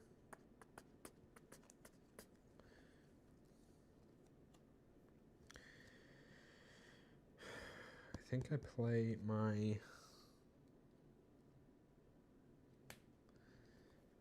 Ingler. I don't know how to say that.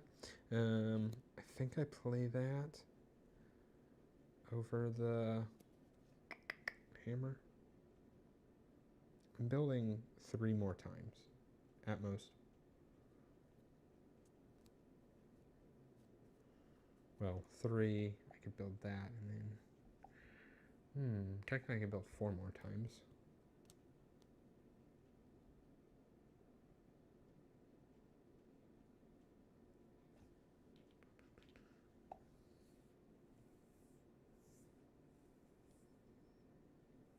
Is that worth it?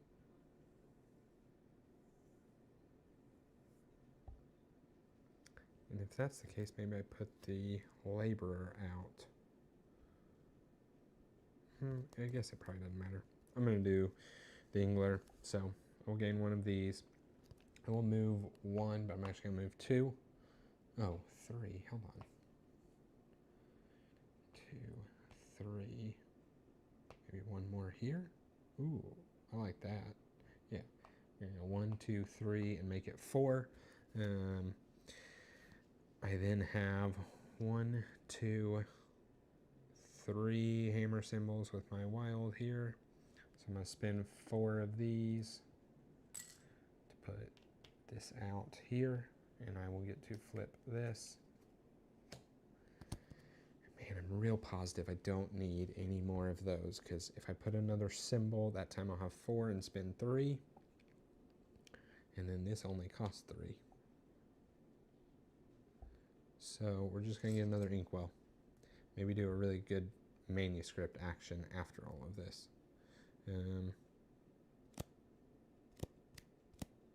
Yep. And I can recruit that guy who I do not want, and I draw a card. Okay. This goes here. These slide down. This goes here. It is a skull. Only 1 skull, so this goes here. He gets a debt. He moves 4. 3 and 4. He has not landed on me a single time this game. He does the castle. He cannot do the castle because he's got all his workers in there already. So he will flip a deed or debt. He only has a... no, excuse me. He has both, but he has the least amount of these flips, so we'll do that. He is, because it's AI logic. Still going to get a gold until he has 6. And he gets one of these. Easy enough. Okay, over to me. Maybe I do this. Flipping a debt when it falls off. I really need to get some more red cards, but I don't think I'm going to. I think he's just going to win that. I skipped over the chance for me to get one here. That was probably stupid. Anyway, this falls off. I can get my last lock, and all of these locks are so bad.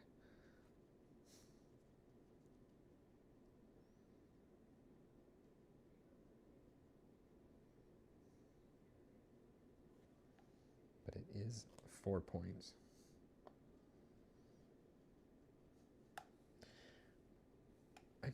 This is like the first time I've ever had like a super useful, and this actually gave me some inkwells, but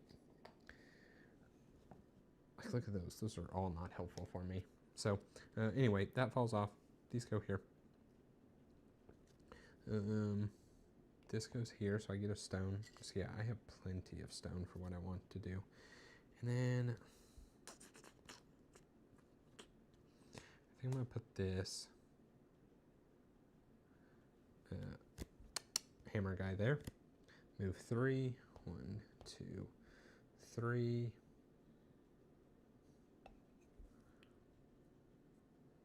Four, not helpful.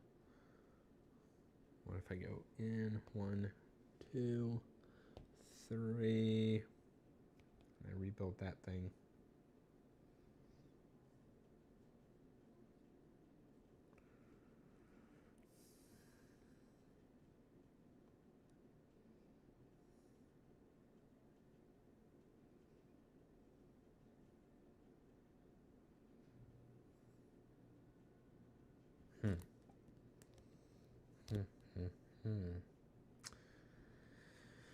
I think that's what I'm going to have to do.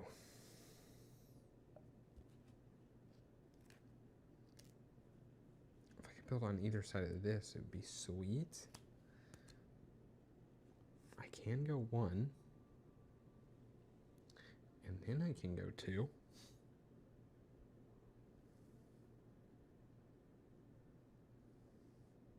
Okay.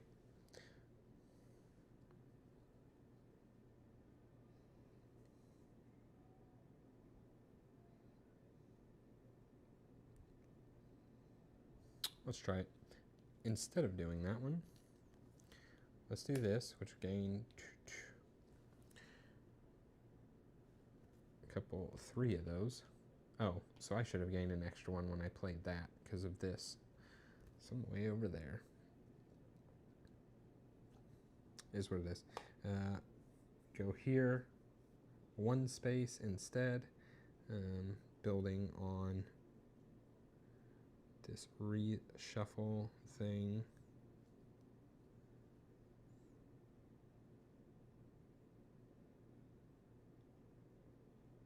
Yeah, so I have 1, 2, 3, 4. So it costs me 3 of these to put that there.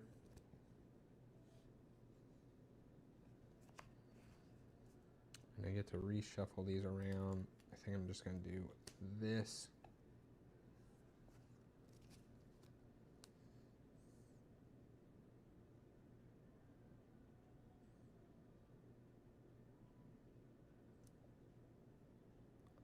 At this point, I think I'm building 3 times. So yeah, I just don't, I think that's good. Okay. I could recruit that guy. I'm not going to recruit that guy. Don't have a clash, draw a card. Over to them. Research question, when you have a moment, does the back of the Viscount box show any of the clones or just art and lore? The latter is all I found online. So if you're talking about the initial Viscount box, it looks like this. Francisco.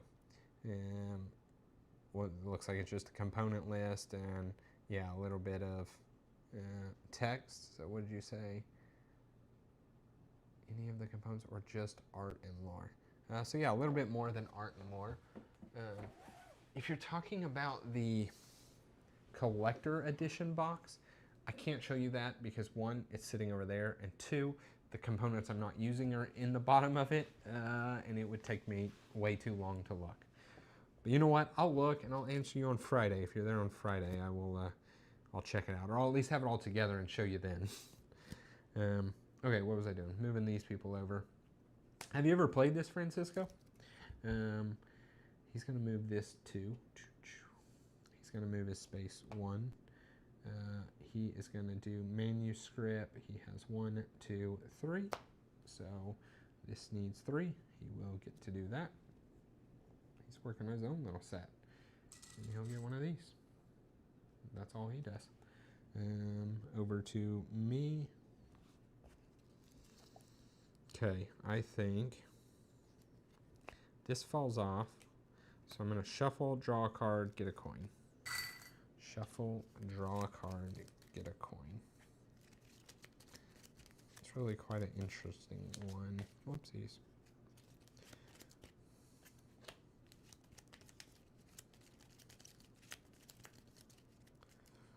Shuffle, draw, oh no, draw a card in my hand, get a coin. Okay, 3. Oh no, I want to go 2. I want to play this here so I can go 1, 2. Because I'm wanting to build here.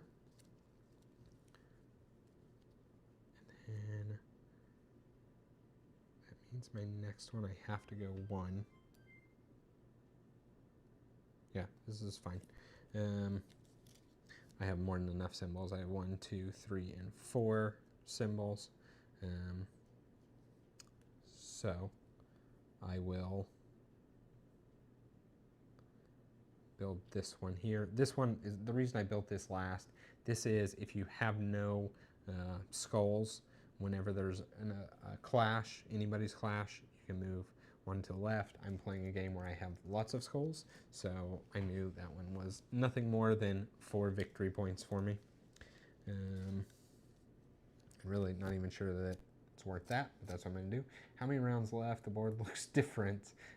Are you saying different from the beginning or different in general?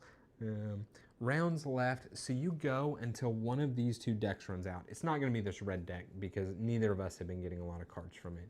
This deck here has 6 left. Odds are here in a second I'm about to take 3 of them. I say a second, within a turn or 2 I will take 3, and then it will be pretty dang close to the end from there. What did I do? When this moved over, I did get a stone. Also, him collecting the gold is really not bad. I forget. He gets 1-to-1 victory points for resources. Different in general. This one is round. Yeah, so it's a... I think this is what they call a rondelle. I'm not really sure. I know rondelles have to do with action selection. I don't think they have to be round.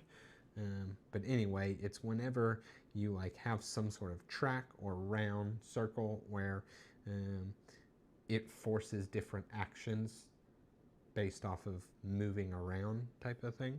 And so yeah, every single space you go to is kind of a different action you're going to do. So if you're on the inside track here, which you've seen I'm not spending a lot of time on, you're either doing the castle or you're doing the manuscript, right? Castle, manuscript, so on.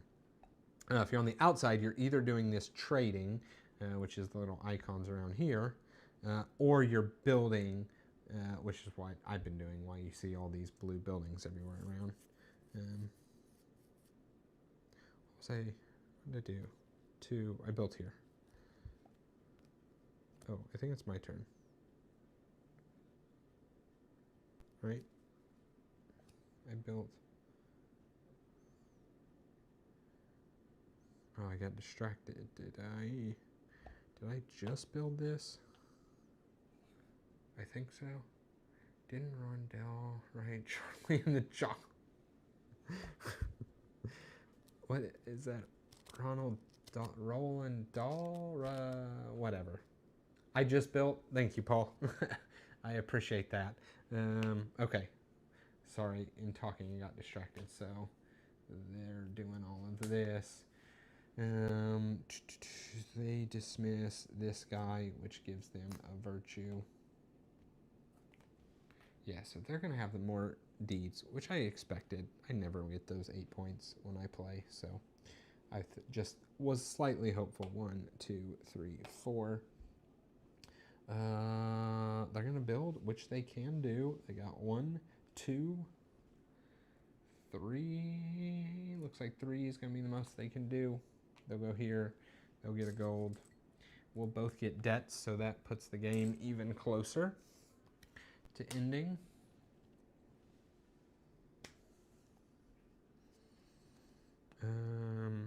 Okay, then over to me.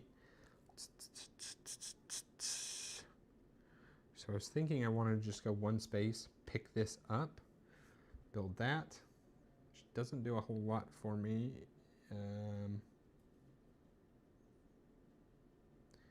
I lose 4 points, gain 7 points. That's 3 points. I flip a thing, that's 2 points. So it's a 6-point thing plus a resource that I don't know what to do with.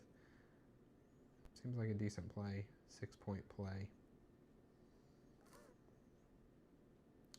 And then I just kind of finish out. Yeah, so then I don't have to do any more things. But it has to be this one. This I actually only have one choice. I have to play this card because it's the only one that's going to let me move one space here. So I'm going to move one space. I'm going to build this, which picks up the small one. Cost 2. I have, well, more than 2. And then I build this guy here. And I automatically flip a deed or a debt. And I have this. Oh, and when I built this, actually, excuse me. When I built this, I made a connection where I had a deed. And I am going to flip that deed. Puts me in the running. Actually puts me ahead at the moment.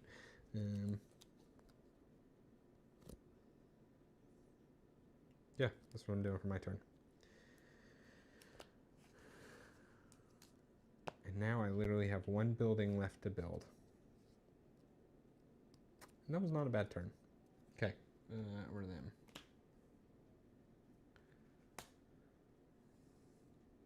Also, after I do that, I need to probably, like, end the game. Because I'm not really set up to do anything else.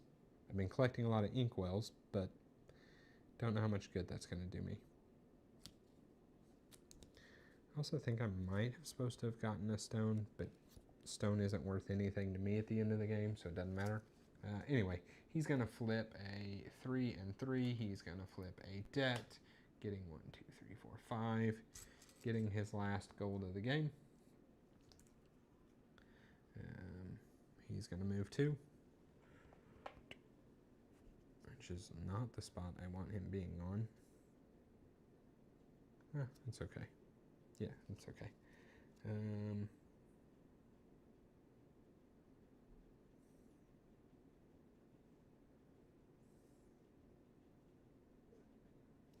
Yeah, you know what? This is all right. This is okay. I'm all right with this. What did I say? He moved 2. He's going to do this action, which he has 1, 2, 3. How many does he need? He needs 7. And he only has 5. He's not going to do that. He's going to do his focus. He's not going to do that. He's going to gain a prosperity and flip a debt. He can't flip a debt. He is going to gain 1 virtue. He's going to have a clash. It's going to cause me to have a clash next turn. We are right around the corner to the end of the game. So that's all he did. He has a clash. He gains a prosperity card. I do have, and always have, permanent that, so I go there. So I will be gaining 3 of what should be the last 4 debts. Yeah. Okay.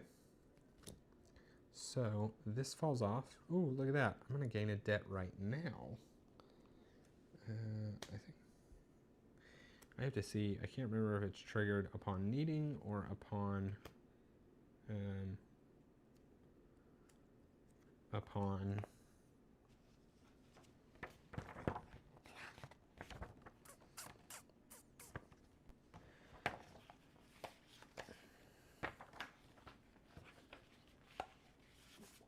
so many Robux. I can't remember at the end of the game is triggered upon it running empty or it needing. I think it's it running empty, but I want to make sure. Trigger once either is revealed. Oh yeah, duh, once the card's revealed. It was neat seeing you guys' bicycle video today, or at least it was recent, I think. I saw the designer at a local game con I went to in April, and I will be going again in a month. That is very cool that you met the designer. Yeah, man, you can tell just based off that game that he has a passion for bicycles, right? You have to know, Paul and I, we're not like heavy cyclists by any means, but we know bicycles, know terminology. So the game made sense to us, and it's just the neat interactions, if you will. Is it the best game in the world? Absolutely not. Is it a game, if you like biking, you will enjoy? Yeah, absolutely. Okay, so this card is getting revealed. Do I want this card revealed?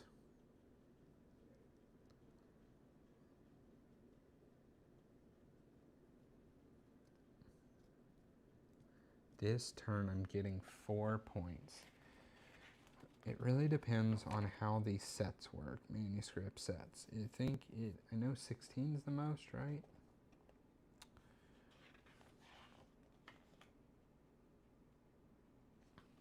Oh, it's right here, yeah. 1, 4, 9, 16. So,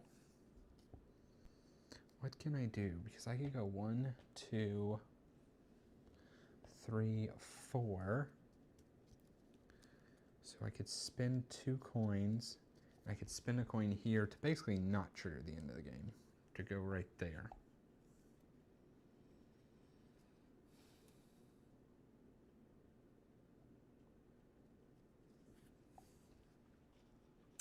And then I could do a turn, turning in all of these inkwells.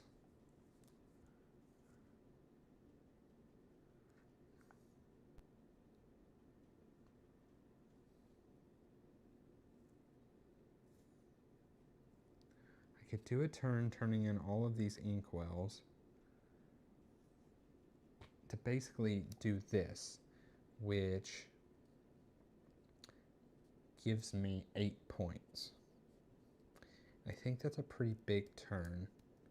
My problem will be, can I do anything else after that? Truthfully, I wasn't paying attention to taking the debt here. Had I not taken the debt here, I was really wanting to get the ink, do the inkwell thing, drop off.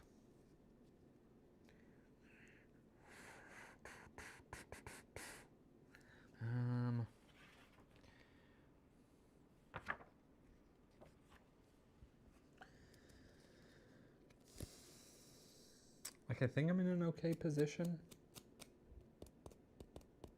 All his points come from here.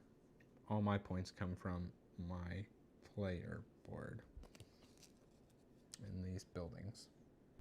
I can calculate my points pretty quickly. 30, 45. Call it another 20, 65. These are probably pretty close to a wash. Oh, but man, I have the most of the prosperity, and that's 8 points. I definitely want to end the game now. I don't want to give him a chance to do anything, because he has a lot of those cards. Okay, so I'm going to go 1, 2, 3, 4.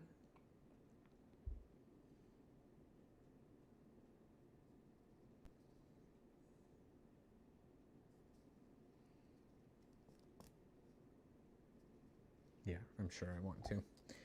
4. So I have to spend 2 coins. I have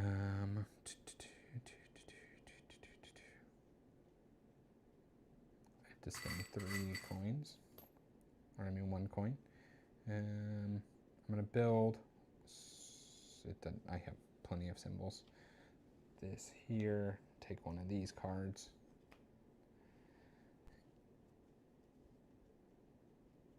Oh, this was definitely here. And yeah, I'm real positive I want to end it.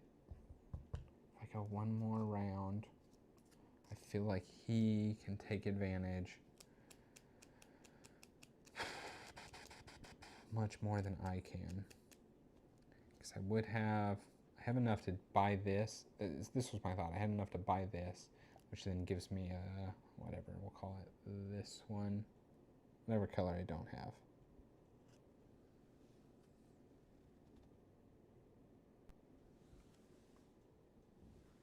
Yeah, yellow.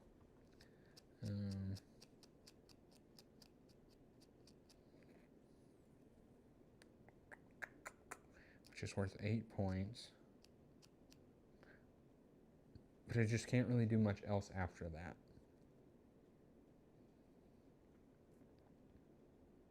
So I think I'm going to do this, and we're going to see what happens. So I am ending it with a little clash. I get 4 coins.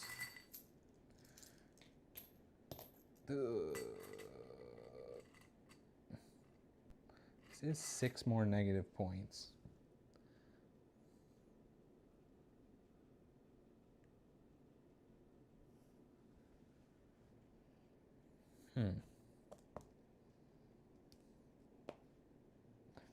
I think we're just going for it. See if it pays off. 6 more negative points for me to get 8 points. Strategy, adventure,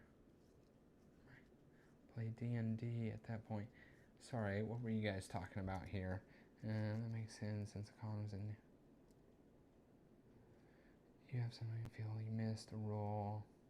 You sometimes feel like you missed a roll.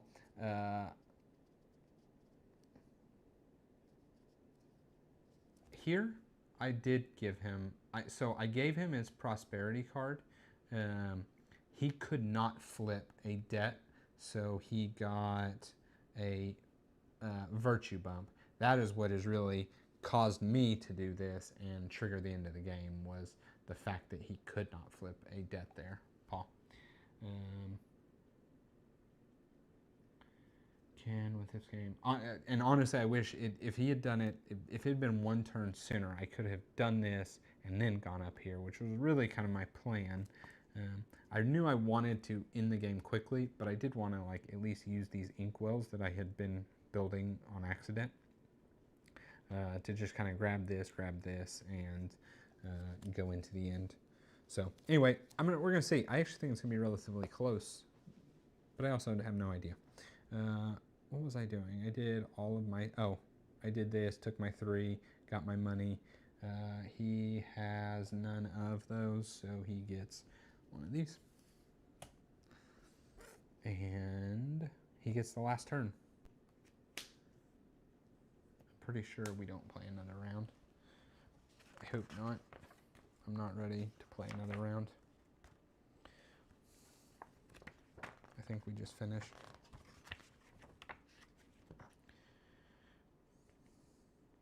At this point, the current round is finished. Then one final round takes place. Okay. Oh, let me finish his turn before all that. He's going to get another one of these. Just racking up points. He's going to move 4. 4. He can't do that. Can't do his focus. Going to gain a debt. And flip a prosperity, which is a bummer. Because now we tie.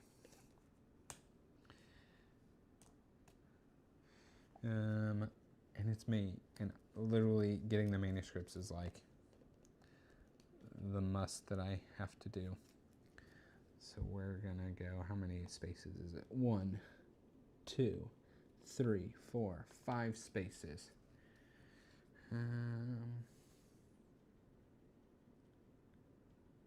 There are 10 overtime rounds followed by a sudden death round. Okay, I could play a 3, not have to spend any coins. I would have 1, 2, 3 because of my wild, plus 4. So that seems like the play.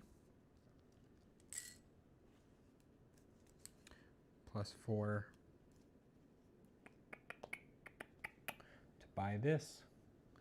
Now I have to move this stuff. I actually have a manuscript.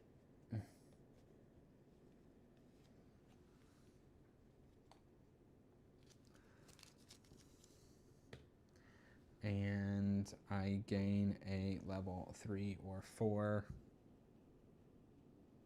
I'm pretty positive. Oh, well, that's 1 point. I don't want it to be black, though. I want it to be blue, or I don't think coins matter.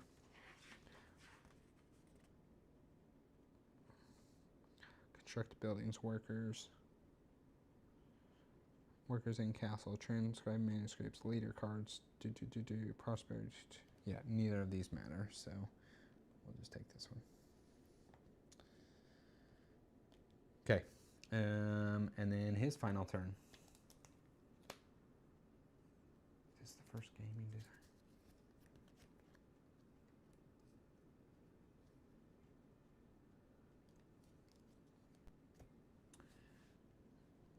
Bump. 1, 2, 3. Can't do that, can't do that. Gonna gain another debt. Oh, what a terrible ending. These 2 cards in a row means he will actually win the prosperity battle. See what happens. Okay, that's it. That is the end of the game. So, let's see what I do.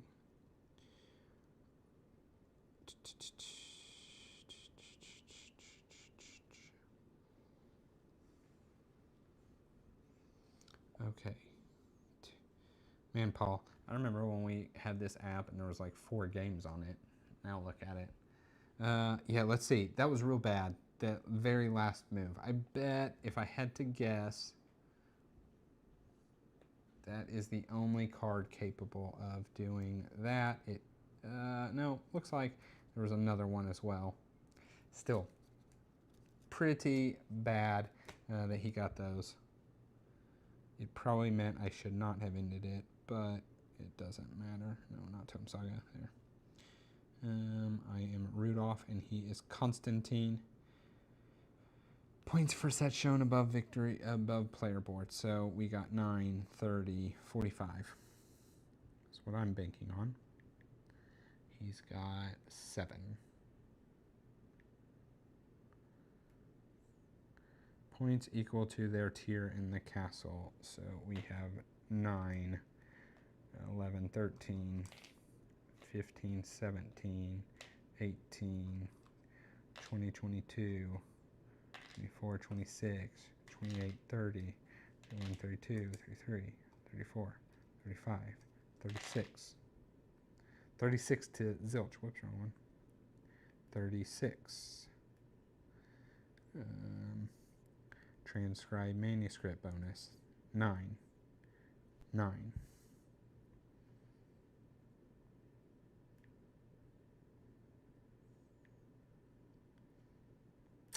But thank you, Francisco. I also, whoop, did I hit 9 on him? No. I also hope I won. Points as printed on each card. Castle leader and cleric bonus. Well, neither of us got cleric bonus. He got the castle leader. Now he is winning. Unpaid debts. Here we go. 2, 4, 6, 8, 10, 12, 14, 16. 2, 4, I think. 4. Now he is very much winning. Whoa, hang on. Something's wrong there. Why is that? Do you have to go the other way? Oh, you do.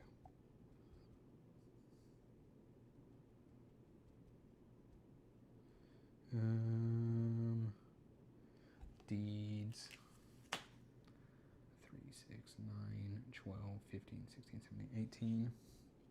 He very well may have won. I don't know that the bonus cards I got are worth that. 3, 6, 9, 12, 13. poverty card. I don't remember if it's 12 and 4 or 8 and 0. We're going to do 8 and 0 because it's the exact same. Oh, I did poverty card, not prosperity. Welcomed outsiders, none. Building bonus cards. So this is my last points. I don't think I have 28 points here, but let's see.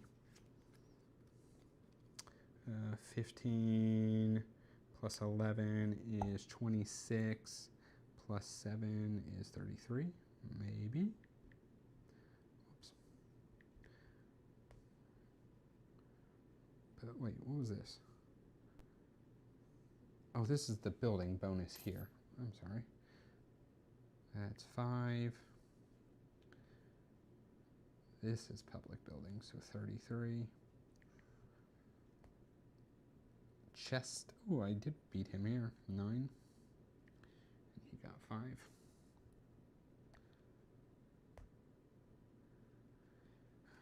Resources. 1, 2, 3, 4, 5, 6, 7, 8, 9.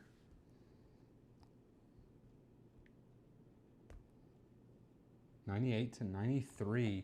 What app are you using? Garfield has an actual app that is for scoring of all of their games. So I have to go pick up my daughter in youth group. Have a great night. Yeah, you too, Francisco.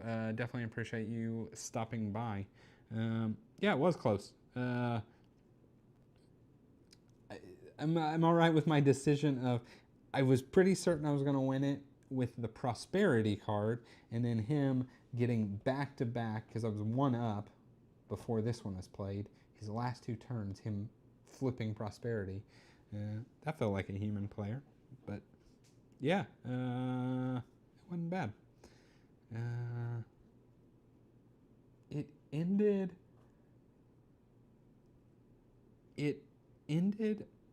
I think, about the right point of time. I did not cross many times in this game. I think I only crossed 3 times total. I think it's just I had some big crosses up here, and maybe that's why it just took a while to get over here instead of like both on turns getting closer to the middle. I don't know, I felt like it took a long time for me to get crossings. Now, a lot of times when I play, I try and do no skull symbols and just get a whole bunch of prosperity cards. But I did know once I was playing skulls that we were definitely playing deck game. Although there's only 2 cards left there, so I guess it could have swung either way. Although, again, 2 of those were picked. No, 1 was picked, and then I picked up 1. Maybe not. I don't know. I was thinking a couple got picked up at the end of the game. Yeah. I also don't remember what this is. When you clash, something about this, but I never used it. Let's see what that did. Workshop. This player may choose to ignore 1 criminal icon in their player board during all collisions. They also draw the top card of their draw pile to their hand during all collisions. So, I didn't have that for very long. It would have only come into play during their last collision here and my last collision. During their last one here, I think I had 2, let's see. I played 2 more cards. It actually would have not triggered the end of the game because I was in this situation, and because they had this collision here, I used the symbol made me go here.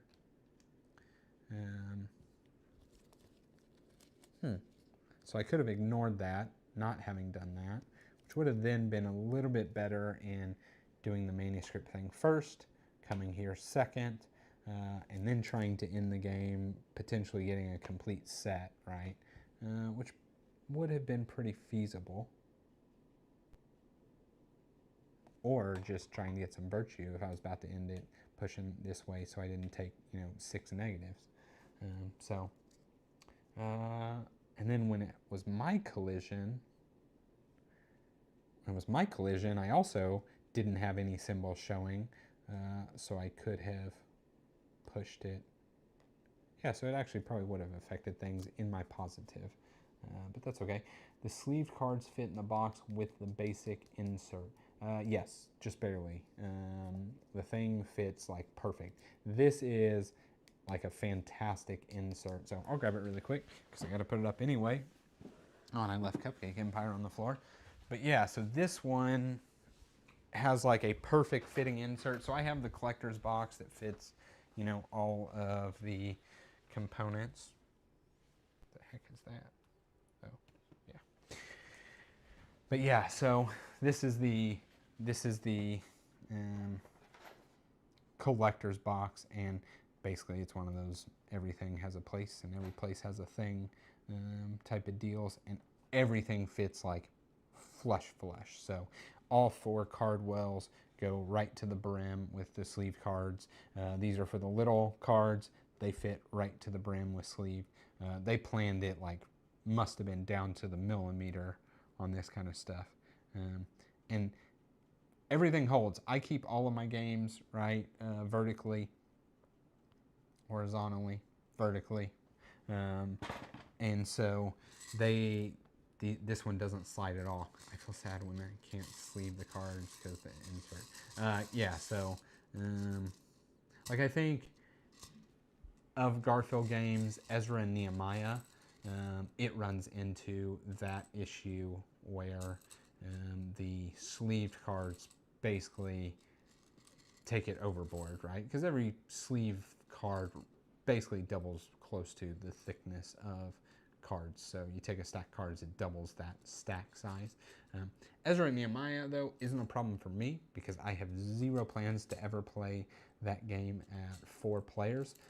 So I just don't have any of the 4th player's components in the box, and the box closes with no problem whenever you take out an entire player board and stack of cards and that kind of stuff. So, but I would say for most people, they would run into that problem. But yeah, I agree with you, Ken.